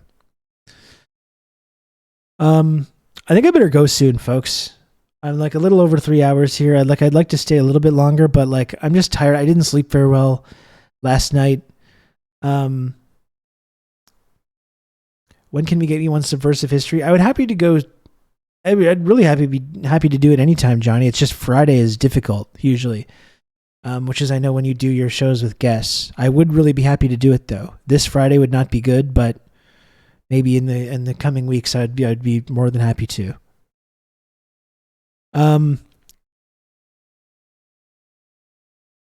We got to do another day of the week. It's just Friday night is usually like when I'm like this Friday, I'm going to see wrestling. I'm going to go see SmackDown. So I am doing something this Friday, but like usually Friday is the night that I'm like having pizza and like watching a movie with my kid. And it's hard to not do that because I'm usually doing stuff other days of the week. Monday evening and Thursday evening, I'm usually podcasting. So if you could reschedule on my behalf, one of those days would probably be way better to do it.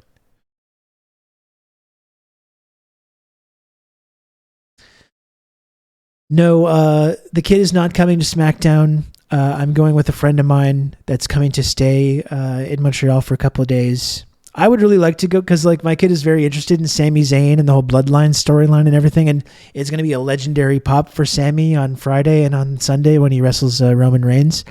I would like for my kid to come. I'm sure he would have a good time, but I just don't think he could do a full like 2-3 hours with all the explosions and all the excitement. Like, I don't think he's quite ready for that as much as it would be really enjoyable. I think after probably an hour, he'd be like, okay, I've had my fill of this. I'm ready to go.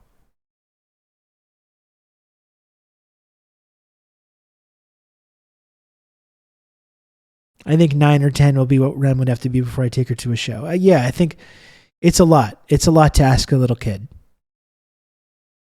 Eventually, I would really love to do that with him, though, because it's a great activity. It's a great activity for the whole family, just like this stream is. Just like this stream, a wholesome activity for the entire family that I hope our friends at Twitch will feature again. I promise I won't do anything weird. I won't do anything subversive or dangerous.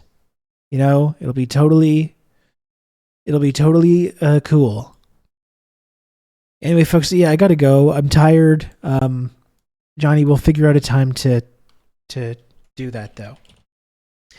Pretty low on the sub goal today, even though it's been a fun stream. Got one final plea. I got another 5 minutes. You've just become an elite member of the Friendship Triangle.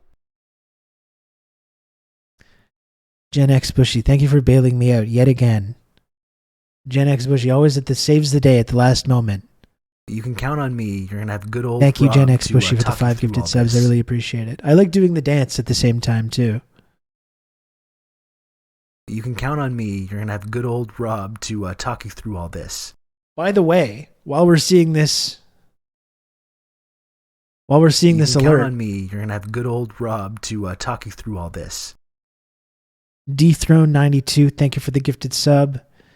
Thank you, John, for the gifted sub as well. Good old Rob to talk you through all this. Thank you, John McCain's Ghost, and thank you, Comrade Social Distancing, for the gifted sub as well. Thank you, Comrade Social Distancing. I appreciate it so much. Thank you. Slub the rub. More and more people are saying this. You're hearing this more and more. Speaking of the alert we keep seeing, I was back on my bullshit today. I know I have a contentious relationship with former corporate sponsor, Rain Total Body Fuel, but I must admit, I picked up one of these bad boys today. I had never seen this flavor before. Rainbow Sherbet. Rain, I guess it's new in Canada. They didn't have it.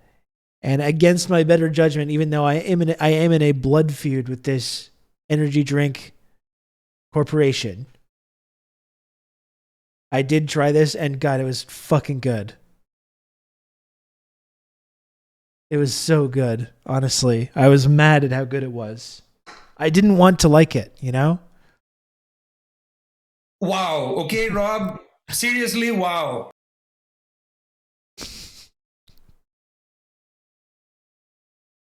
I just can't quit him either. I never get tired of seeing that. I mean, not even for the sub reasons, but just the alert is just so wonderful. GG Alan Dulles. Thank you so much for the incredibly generous 10 gifted subs. That is so cool of you to do. I really appreciate it. Thank you for that. I just love that alert. Every time. It just gets me every time. This does not speak well of my socialist credentials, but I too would like a taste of refreshing, cool Rain Energy Rainbow Sherbet. Fuck, it's good. I just want another one now. I gotta turn the tap back on. I gotta get this corporate sponsorship working again.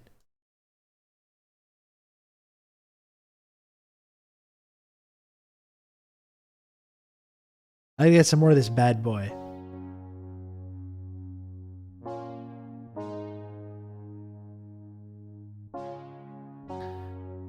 It's Sinchao is really good.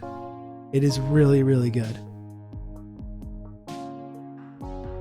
Like, I don't even want to... Like, I literally took a sip and I was like, oh. Like, I was like...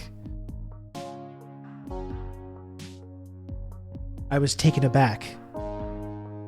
I was taken aback by how good it is.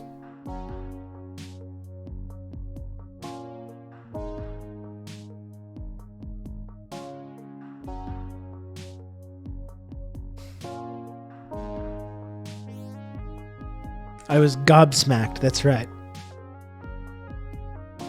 I blame you for my having a visceral emotional reaction of sadness to this song every fucking time.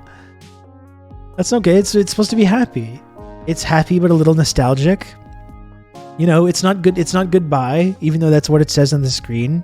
It's not goodbye, Dr. Maggot, it's see you soon. Right? And you will. I'll be back tomorrow. I'll be back tomorrow. Don't worry. Don't cry. Don't worry, Dr. Maggot. Don't worry, chat. I promise I'll be back. Alright? You can count on me. As the saying goes, you can count on me. You're going to have good old Rob to talk you through all this.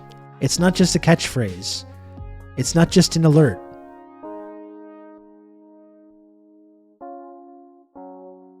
It's a way of life. I happen to believe in this.